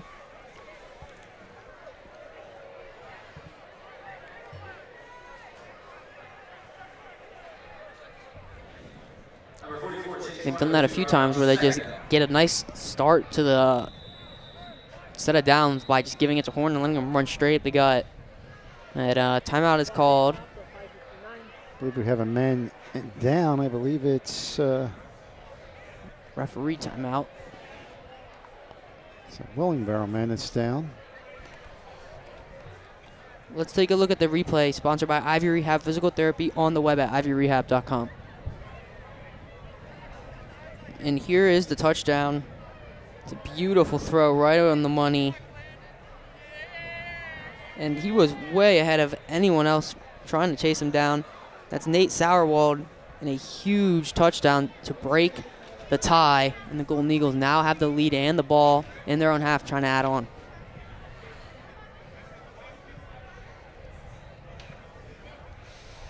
Can't see the number of the Borough player that's down, that's injured. He's certainly taking good look after the trainers that are on the field and the coaches. Certainly hope he's okay.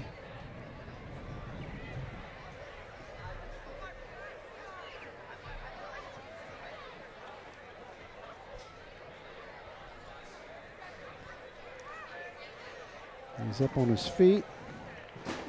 Looks like number 50.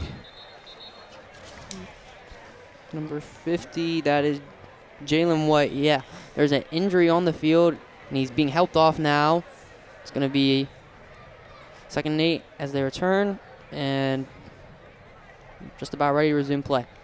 It was good that, again, Jalen White got off on his own.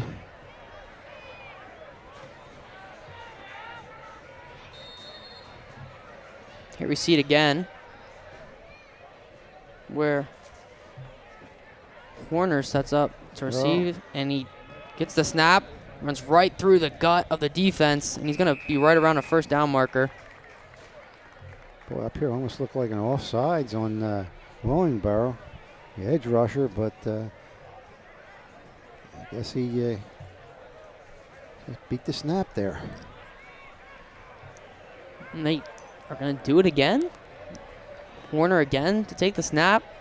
Bobbles it. That time gets hit in the backfield. Like you said, there's a little bit of bobble, so probably messed up the the order routine there, and momentum. Now it's 4th and 1. Likely going to go back to their actual quarterback, into Rico. And they do.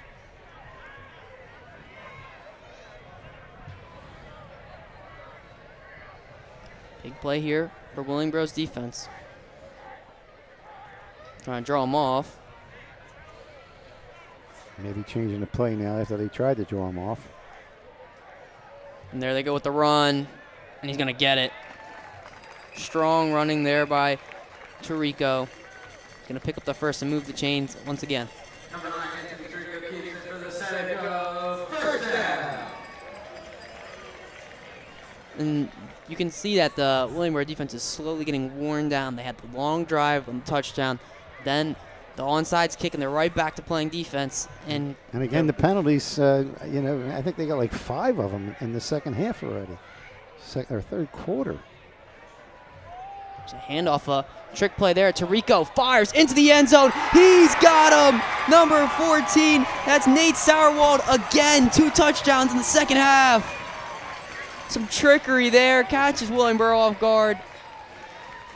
And it's 2 touchdowns separating the teams now. Yeah, well, Seneca certainly took advantage of some of the penalties that shot, Willingboro shot themselves in the foot, which we talked about.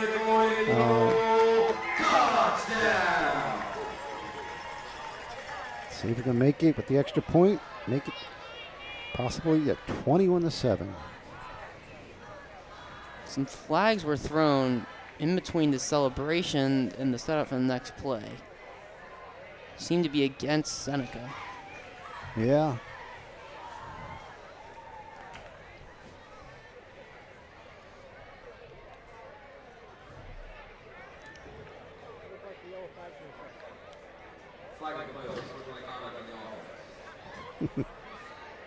This time it's Thank you.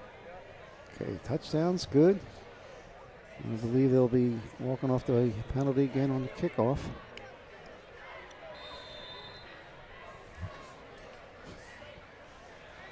Tyler Hood's been 2 for 2 today.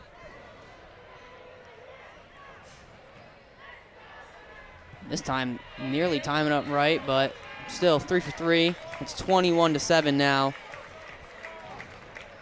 Nice play design there. Catches them off guard. It's a 2-score game. Let's take a look at the replay sponsored by Ivy Rehab Physical Therapy on the web at ivyrehab.com. And here, you see they toss it back to the quarterback, Tarico, and Tarico finds a wide open defender.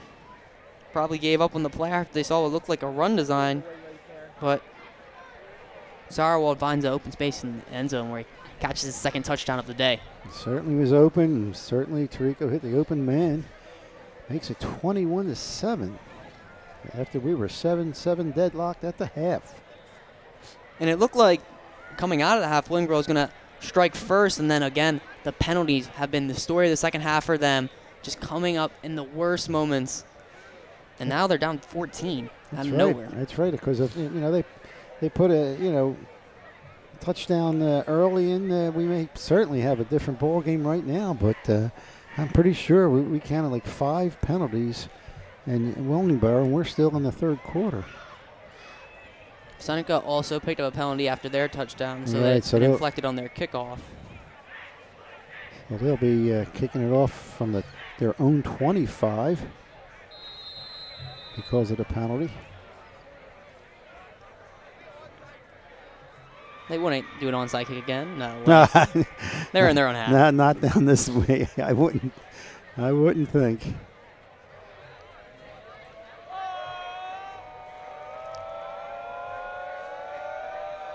Woods kick. Deep. Nice kick. Out kicks the return team. It's just going to keep on rolling. Good move, though. But not well recovered by the return team. And another flag. Oh, my. I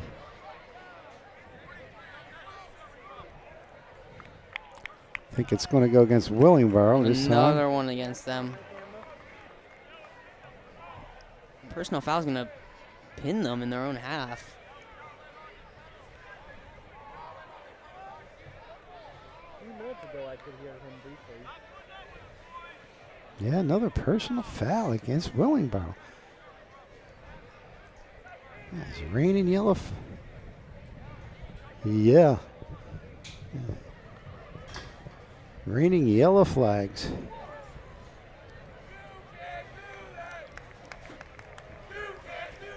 So now they'll be stuck at their own 10.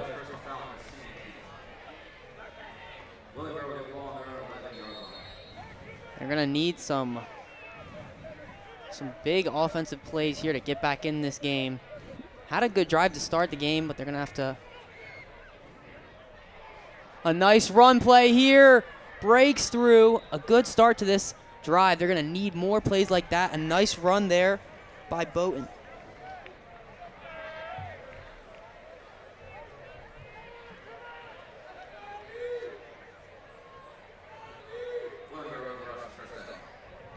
Pemberton, Bowden to his right, takes a snap. We're going to hand it off to him again. He's had some great runs and another strong run on first down. Some good offense so far in this drive.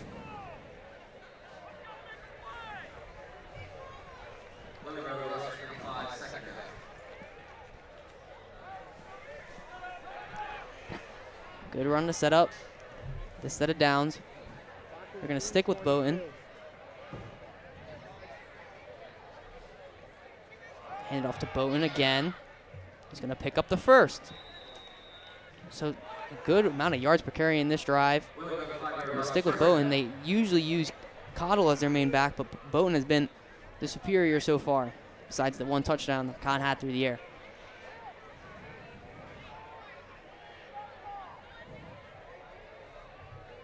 Pemberton, stick with the running game. Nice strong run there. And a decent pickup on first down again. Picked up about 4.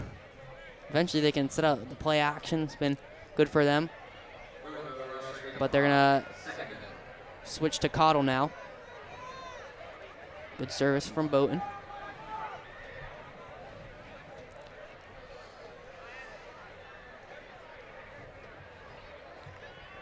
Nice handoff and a good run. He breaks free. He might have a chance.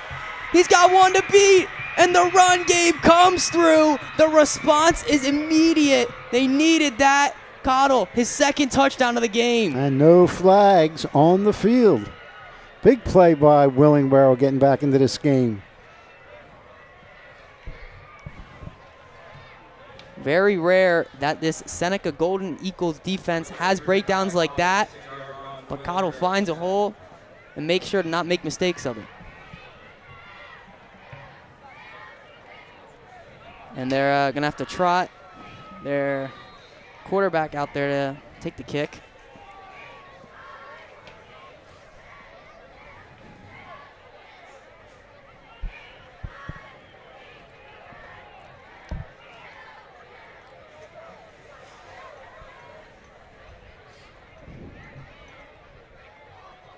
Oh my goodness. Got in there quickly, but somehow got the kick to go, and it's through. So a 7-point game now. Let's take a look at the replay sponsored by Ivy Rehab Physical Therapy on the web at ivyrehab.com.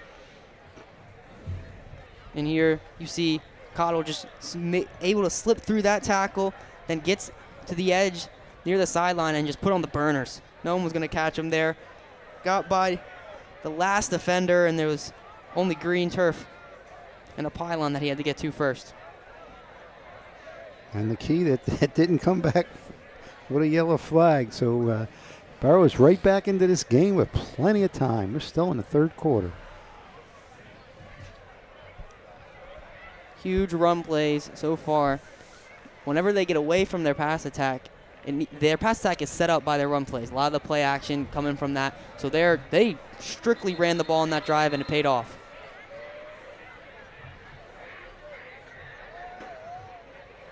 So they'll be set to kick off at their 40. Finally a regular kickoff with no penalties inflicted on it. Yeah.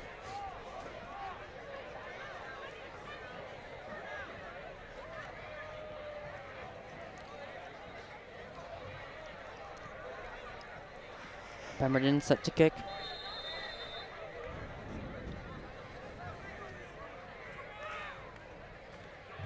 Kickoff, a low one. And slides out of bounds. Tried to potentially get out of bounds and move to the 40, but unable to. He caught the ball before he ran out of the bounds. So they're going to be at their 22. 22, looks like the 22. Yeah. It'll be interesting to see if Willingboro can make a stop. So far, Seneca are 2 for 2 in this half, I believe. So going to need a stop. They're going to get back in this game. But this time, not great field position. Right, and they usually run it and then set up the long pass, and last 2 times, 2 touchdowns.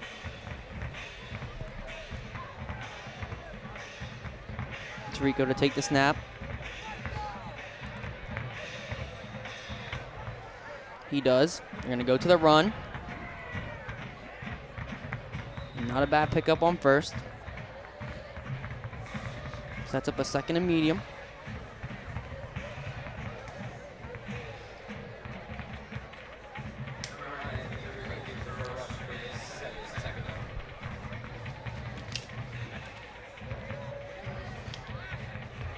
It's been the formula all game is set up a second and medium, and if they need to, then you can go there, short package of run plays, and then it finally sets up the passing game. Here on second down, they go to the run, per usual. They're going to be stopped short, and it's going to be 3rd and short.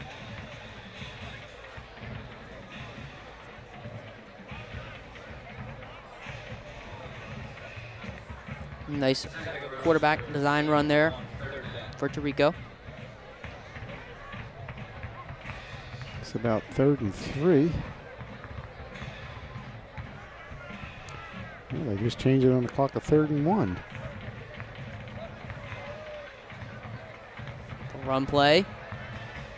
He's hit at the line of scrimmage. He's not going to get there. So it's going to be 4th and about 2. A decision to be made. Likely going to have to punt. Don't want to give Willingboro a chance to get the ball right in their own half, so they're going to try out the punting unit. A huge stop for Willingboro. Yeah, a little bit too deep in their own territory, and plus, I said the momentum just went back to Willingboro, so they're not going to take a chance, and they're going to punt it away. And the punter again for Seneca's Chase Horner.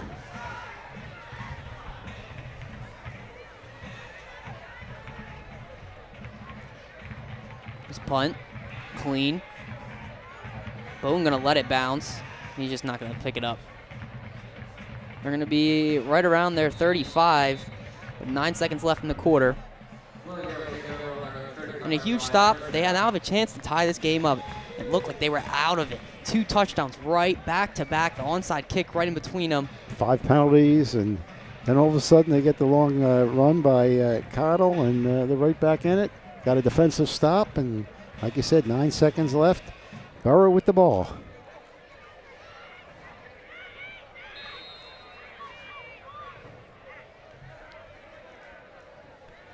Pemberton and the Willingboro offense drop back out. Likely only going to get 1 play in this third quarter.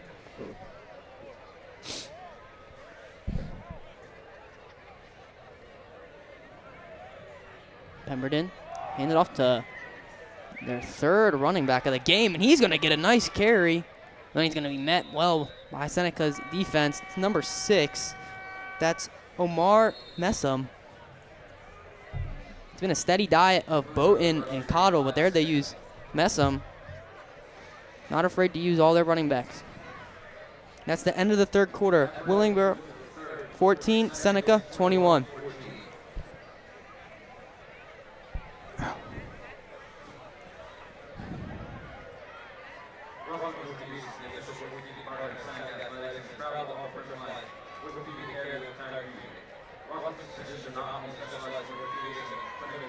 High scoring quarter in this game so far. We had 2 touchdowns from Seneca and 1 from Willingboro. Right, and after, again, the first half was tied up 7-7. And better defense definitely by Willingboro, and if they can stop having the flags thrown, this is going to be a very interesting 12 minutes. The offense gets right back out there. We're just about ready to start this fourth quarter.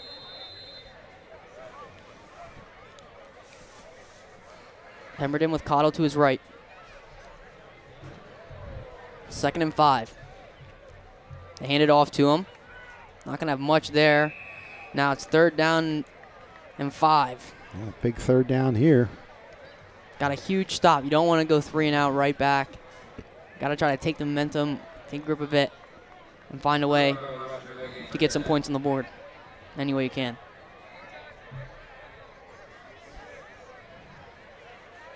They go right back to the run. Oh, and nothing is there.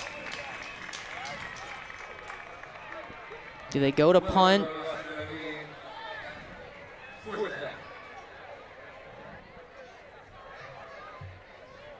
Looking at the sidelines, see what they're going to do. Looks like they're going to go for it.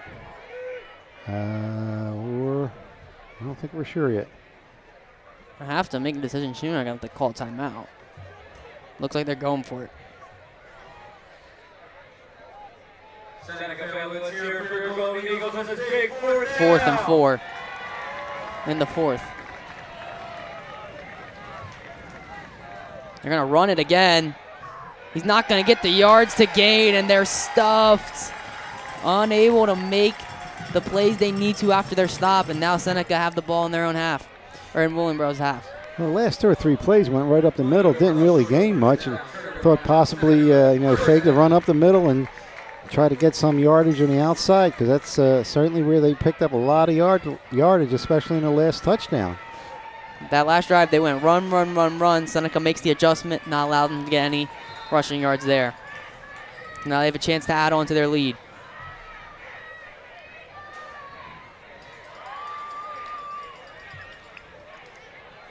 Chirico. All receivers to his right and left. Takes a snap, drops back, looking, slinging one over the middle. No one's there.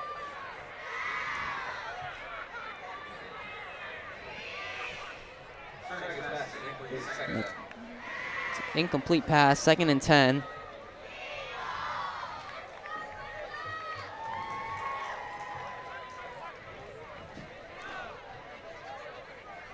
And that's going to stop the clock, helping out Willingboro.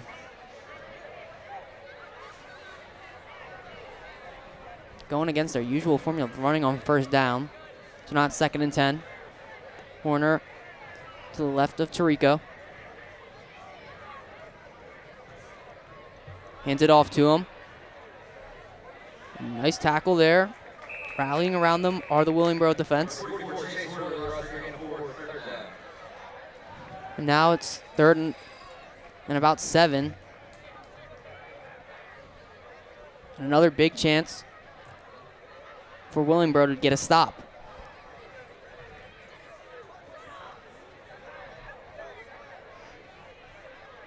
Tirico trying to get the play call from his coach.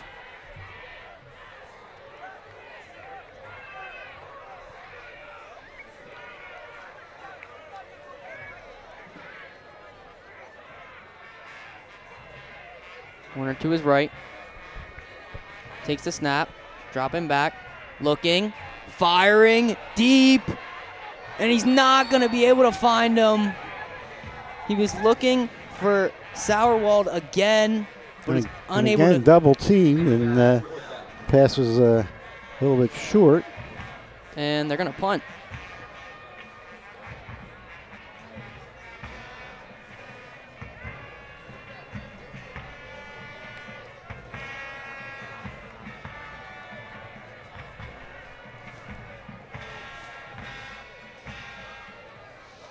I don't believe there's a flag on the play. Punting unit comes out, and it's Horner to punt. Willingboro wins himself another offensive possession, and there's a flag. Just when you think we're going to get away with a clean play. Clairvoyant. And that's false start on the offense, going to move the punt back a little bit.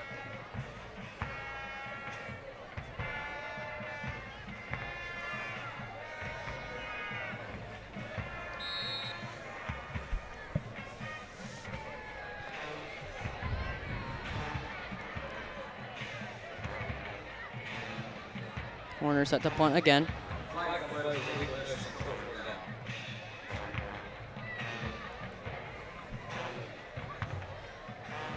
Horner's punt, nearly blocked, might have been tipped slightly. It's gonna get a nice roll though, friendly roll. Again, he had that time perfectly because there was another split second. He's going to be off sides.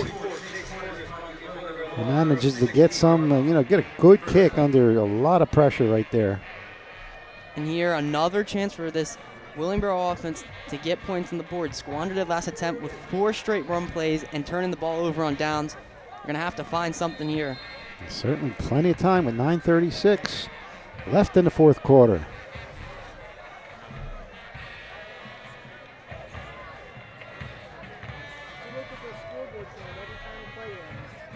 Pemberton with Bowden to his right.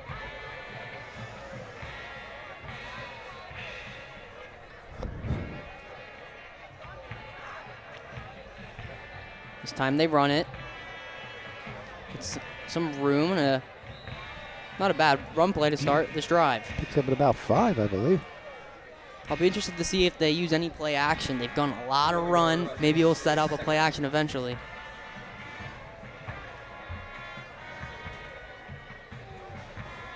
So far, they've stuck with the run their past 10 plays or so.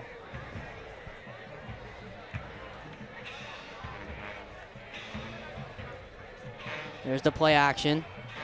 He's got nothing, and he's hit behind the line of scrimmage, and it's going to be a sack. Well, they certainly didn't jump on the play action there, so that certainly did not work. So now it's going to be 3rd down Don't want to go 3 and out for the second time.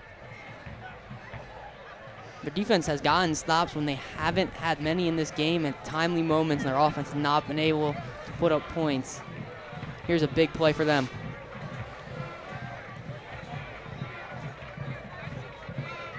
Third and 7.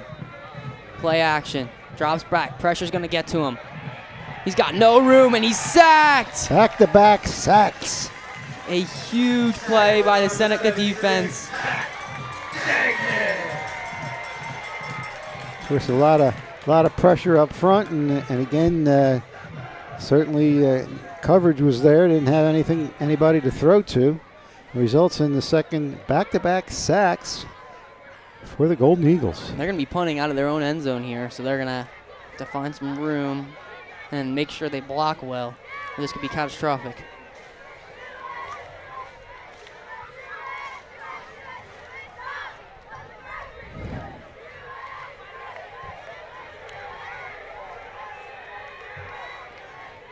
The punt. Nice punt. It's going to take a nice bounce there for Willingboro. Now Seneca offense going to have a chance to add points. Seems like both teams are finally now figuring out each other's offense. We've gotten some stops from both teams. Seneca certainly wants to keep possession, picks up a few first downs, takes some time off the clock, and hopefully put it in the end zone once again.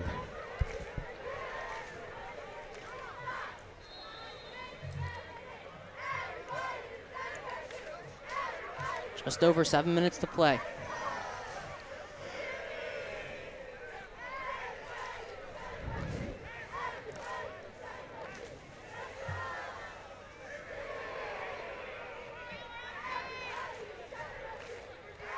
Rico. Motioning over Horner. He's going to roll out, and nice run play on first down.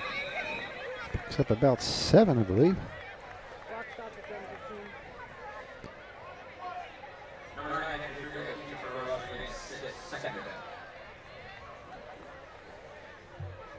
Pick up one first.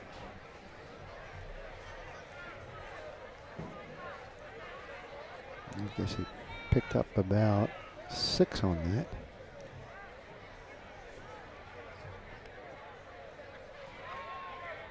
It'll be 2nd and 6.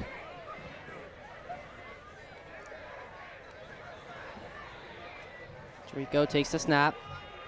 And another run play here. He's going to pick up a first down. Tough to stop number 9. There's going to be another first down for the Seneca Golden Eagles.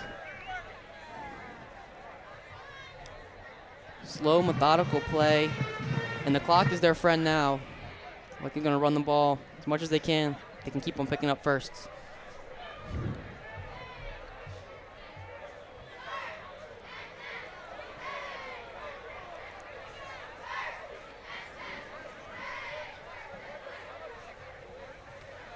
Gonna hand it off to Horner this time. Another good run play.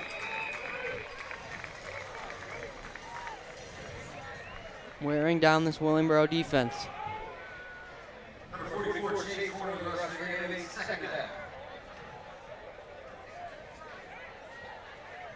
Clock's ticking. Just about 5.5 minutes.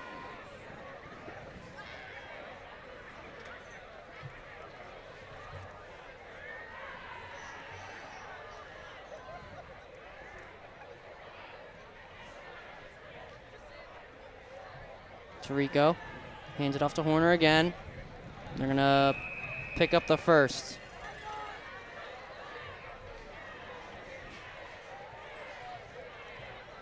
So chains keep on moving, and the clock keeps on ticking. They just knock off 2 minutes off of the clock, and they're driving. Be surprised to see, like you said, to throw it unless it's using the element of surprise.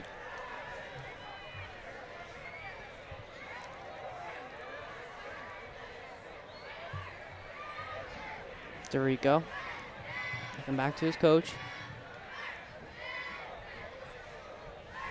Gonna set up a QB design run to the outside. Another nice gain of yards, about 8 there.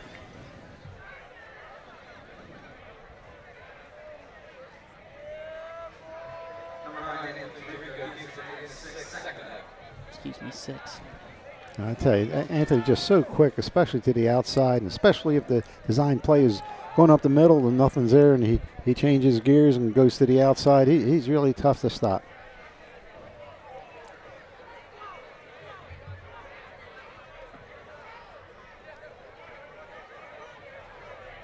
Tarico, corner to his left. They're gonna call a timeout. Seneca's first timeout of the second half. Just 3:56 left, and they doesn't want to give the ball up unless it's after a touchdown here, and that's their design to take a lot of ticks off the clock and see if they get some other points on their way.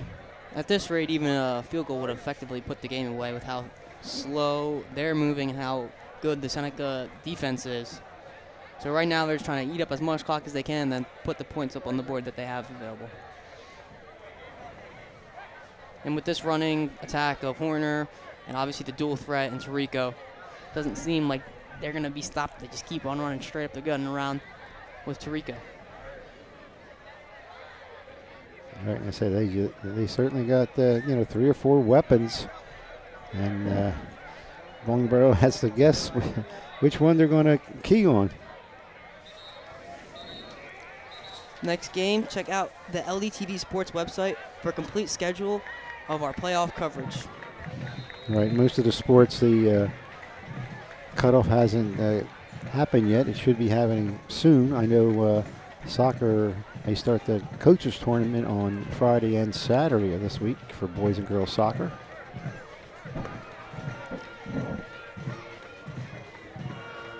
Go back to the run. Horner just short of the line to gain. It's going to be 3rd and 1.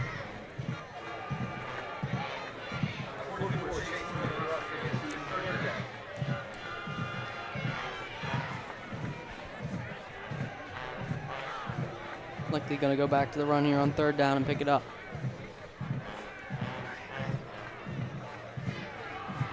Right up the middle, and he's going to get it.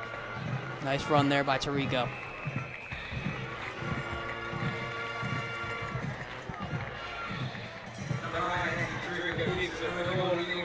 And the chains move again. Another fresh set of downs.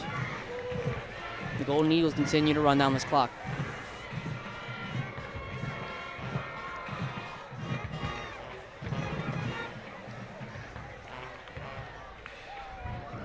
Just hit the 3-minute mark.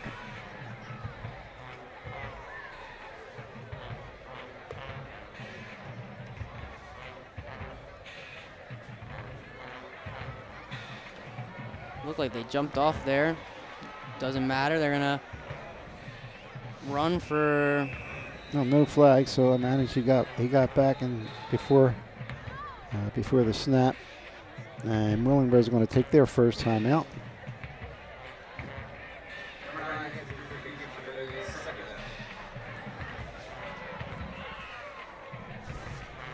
We do. It's been fun in the booth. I'm Napoleon Juliano alongside Joe Melagrana. It's been a great broadcast. Shout out David Donch, our silent reporter, our Option 2 crew, Christian Barnaba, Tommy Alvarez, David Cornetti, and Gavin Murphy, and our alumni volunteers Jeff Price and Matt Sosdorf. And again, a great job by the crew here.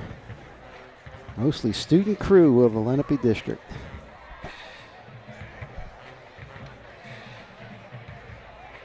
So timeout, taking their time, regroup, and they're going to need to find a way to stop this Seneca run game, which has been slowly taking away any hope that Willingboro has had to mount a comeback.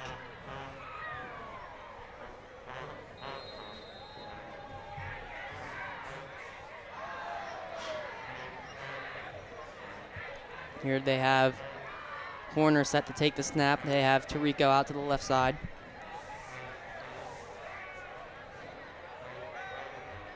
Second and 10. High snap, handled well. Gonna run for Gonna mount. He's gonna fight through the tackle there. Strong move by Horner. Well, looked like he was stopped 2 or 3 times. The legs kept on churning. He's picking up about 8 there. Both arms cradling that ball. Didn't want that ball to pop out and give Barrow any kind of chance.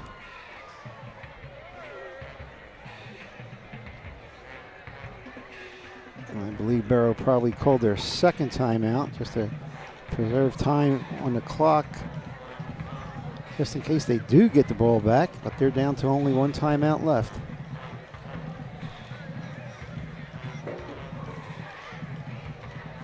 So only 1 timeout remaining after this. And if Seneca pick it up, they'll probably have to burn their final timeout, and it's gonna be tight if they're gonna get the ball back. Right, especially if Seneca gets the first down. We're going to have a 3rd and 2.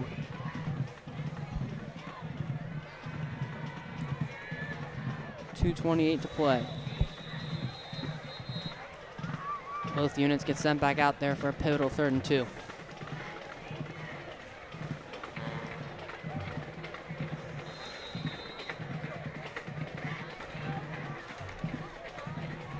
Tarico set to take the snap.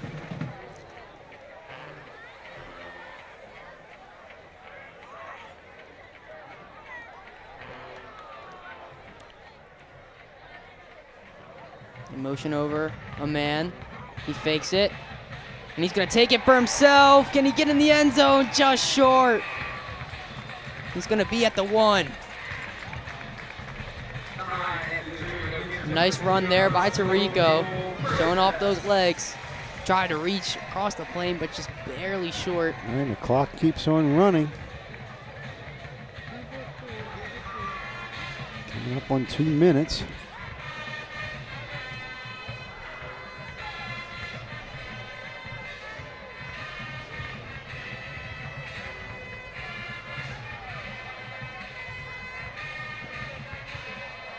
Just under 2 minutes.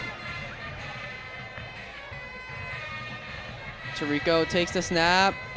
Trying to get in the end zone, but he's met by a wall of his own offensive line.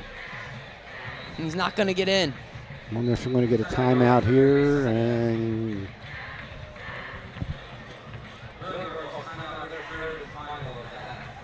yes, we get that time out. I believe Pemberton called it. That would be their 3rd and final timeout. 1:39 left. Still at their 1 yard line for this Seneca Golden Eagles.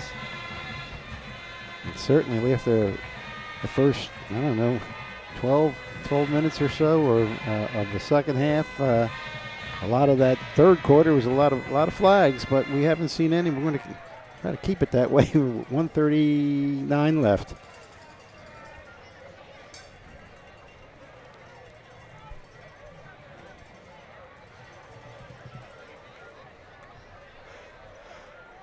This drive started, I believe, at around 7 minutes, and Seneca Golden Eagles have just taken all the time in the world off the clock, running every single play. Absolutely great clock management. They find themselves 1 yard away from scoring a touchdown and playing this game away.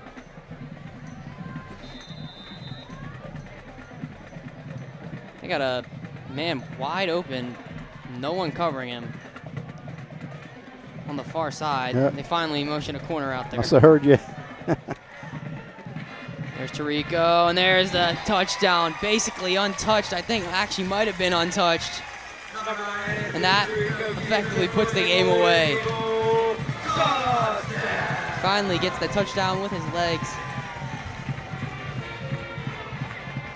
Right after 2 touchdowns in the air, gets one, like you said, on the ground. Actually 3 touchdowns. 3 touchdowns in the air and 1 on the ground by Tarico. Tyler Hood set for the extra point.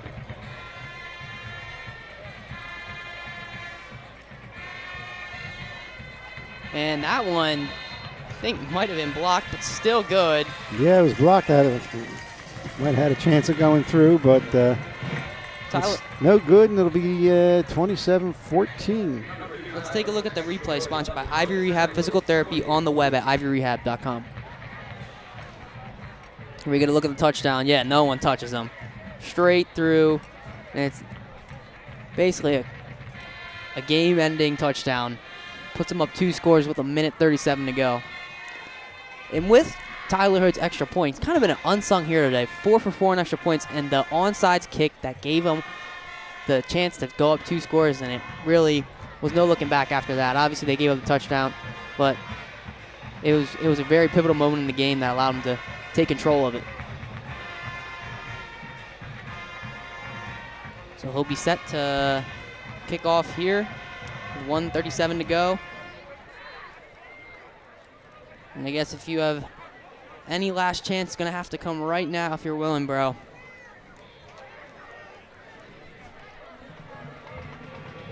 They're out of timeouts.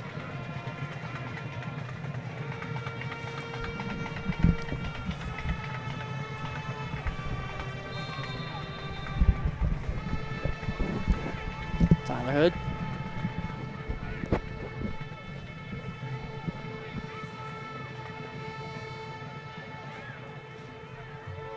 Kickoff. It's away in no man's land. Bobbled there for a second, but he catches it. Good return here. An interesting play. They go to the short man, and he finds himself at the 30. So 30 yards to go to score a touchdown. No timeouts. 1:30 to go. Making it a little interesting there. Good return.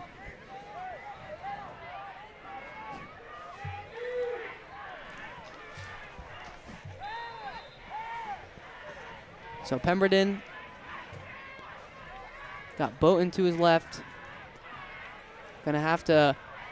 Yeah, Pemberton's the quarterback today. We've been trying not to make a mistake all game.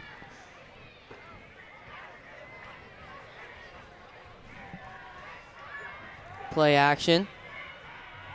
Rolling out. Got nobody. He's going to use his legs here.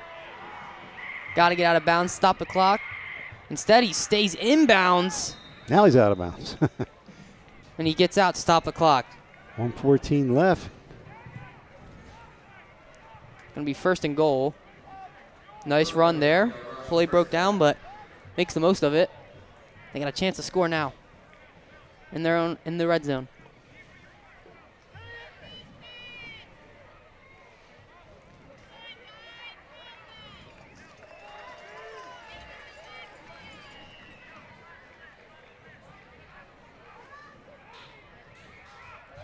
Pemberton fires.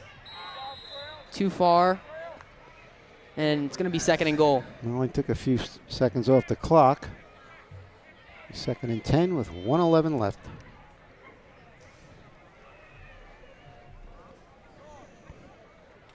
Actually 2nd and goal.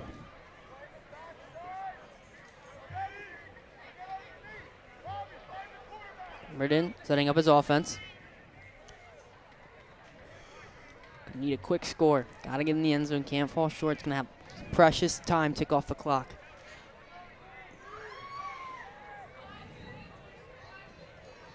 Motion over a man. It's Bowden. Pemberton takes the snap.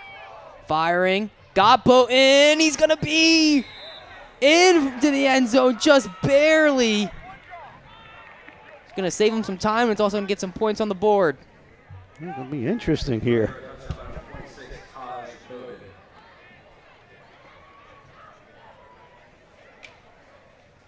That makes it 20-28. The extra point will make it 21-28. And Pemberton will be the one to take it.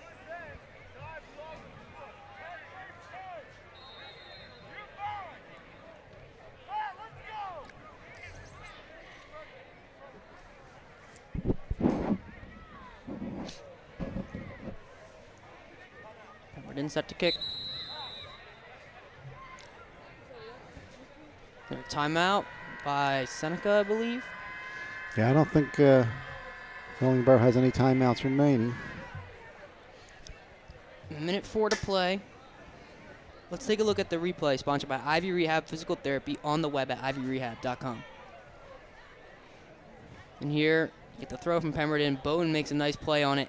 He's able to just reach. His knee might have actually hit first, but they're not going to complain about that.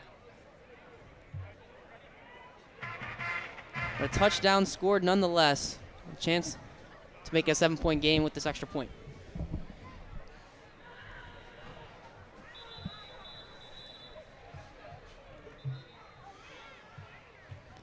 So the kicking unit trots out for Willingboro.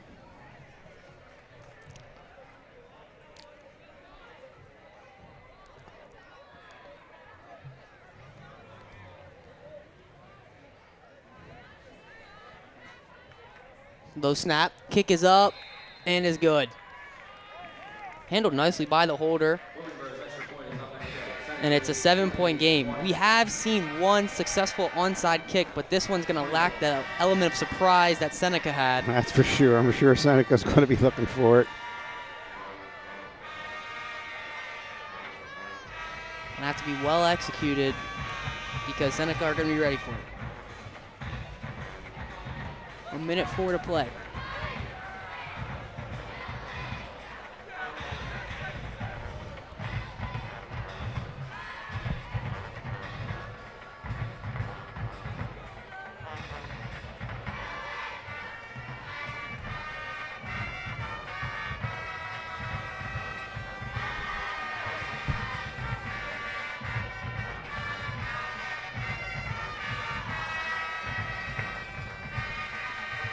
Both units talking this over. It's a big spot in the game. Obviously, probably the final play if Seneca can recover, and it keeps the hopes alive if Willingboro are able to pull it off.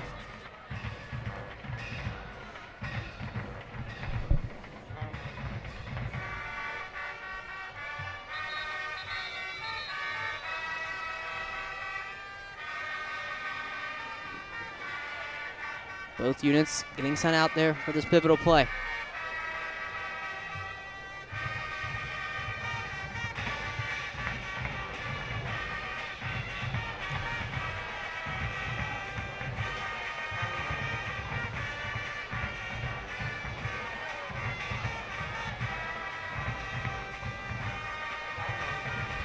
Pemberton the one to take it.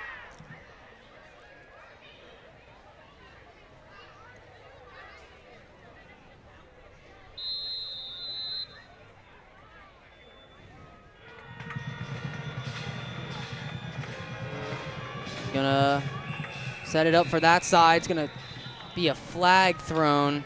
There may be offsides on Willingboro. Jumping the gun. It'll be a redo. They're just gonna re-kick it. So they're gonna just go back 5 yards.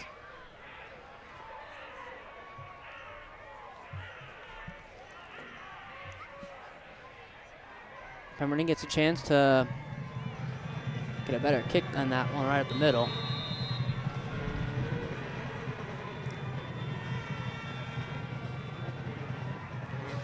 That one is going to be recovered nicely by Seneca.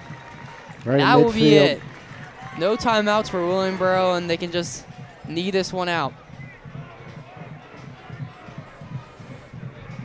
Willingboro made it interesting there.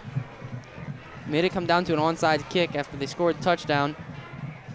But after using all 3 of their timeouts in that drive before, likely is, in fact, it will be over with just a few knees to Rico.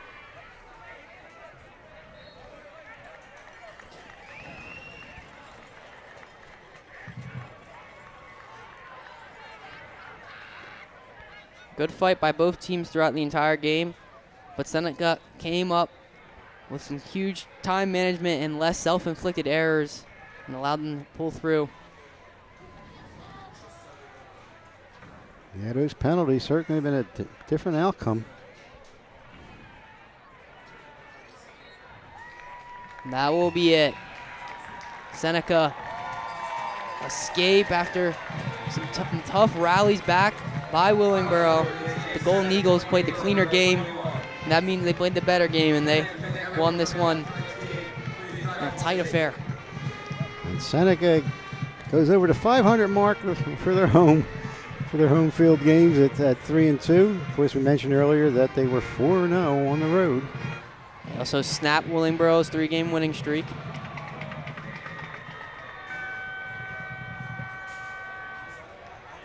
Willingboro's offense put up a good fight. This is the second time Seneca's let up more than 20 points all season.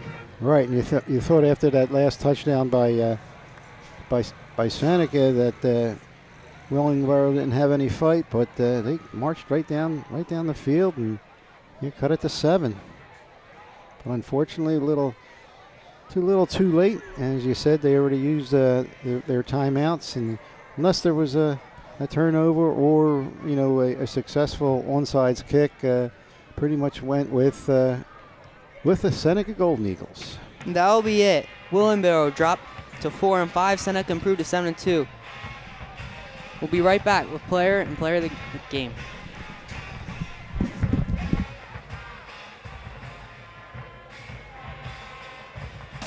Today's game on LDTV Sports, sponsored by Comegno Law Group, providing thorough, responsive, and committed legal representation. 856-234-4114 or ComegnoLaw.com. Zallie's Fresh Kitchen Catering at ShopRite of Medford. For parties large and small, business and family, and more. Fresh ideas, fresh ingredients, fresh results. 855-ZFK Menu or on the web at ZallieFamilyMarkets.com. Rothman Orthopedic Institute, the official team physicians for the Phillies, Eagles, and 76ers. For orthopedic excellence, think Rothman first. www.rothmanortho.com. Dan Higgins Wood Flooring Warehouse, your hardwood flooring specialist since 1985. Flooring showroom located in Medford, New Jersey. On the web at danhiggins.com. Paradise Solar and Electrical LLC, your trusted electrical and solar contractor in New Jersey. 609-801-2420 or online at paradisesolarllc.com. Davis PT and Sports Rehab. Expect more. Delivering high-caliber treatment and assessments with the application of cutting-edge technology for rehabilitation and sports performance. On the web at davisptsr.com. The Chris Murray Mortgage Group, proud graduate and supporter of the Lenape Regional High School District. 609-922-2630. Three-dimensional physical therapy. Dedication, drive, difference. At 3D PT, we see more than your injury. We see your comeback. With one-on-one care and a recovery plan built just for you, we'll help you heal faster, move better, and get back in the game. Experience the 3D PT difference. Closet Gallery, your life organized. 609-714-8282 and on the web at theclosetgallery.com. For more information on how your business can become a sponsor of LDTV Sports, contact Joe Malagrana, LDTV Underwriting Manager, at 609-268-2000, extension 868,000, or by email jmalagrana@lrhsd.org.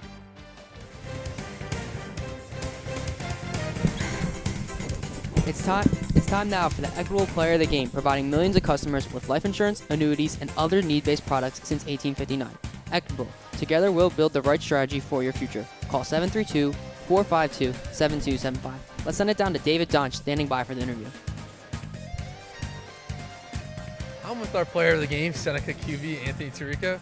Now, Anthony, you played an awesome game, man. You had 3 touchdowns, 2 through the air, 1 on the ground. Walk me through all 3 of those plays, what you saw and how you executed. Yeah, so we know coming into this game, very athletic team, very physical team. So we know we had to make some plays, and all week put trust in our guys, repping it out, play after play, and came out on top. Yeah, felt great. Great job, man. Awesome game. Yep, no problem. Have a great night. Back to you guys. Thank you, David Donch, for the sideline interview.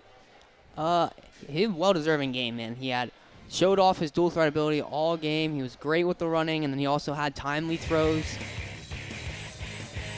It's time now to take a look at the Allstate Goodham play of the game, sponsored by Michael McDyer, CLTC. Call 609-654-1426 or michaelmcdyer@allstate.com. Allstate, you're in good hands.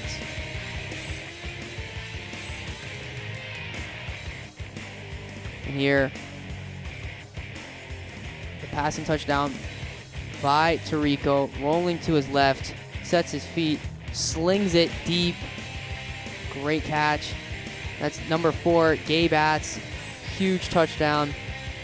Really allowed Seneca to use that passing attack they Right, really good at. You're absolutely right. That started the passing attack, and after that there was 2 more touchdowns by Nate Sauerwald.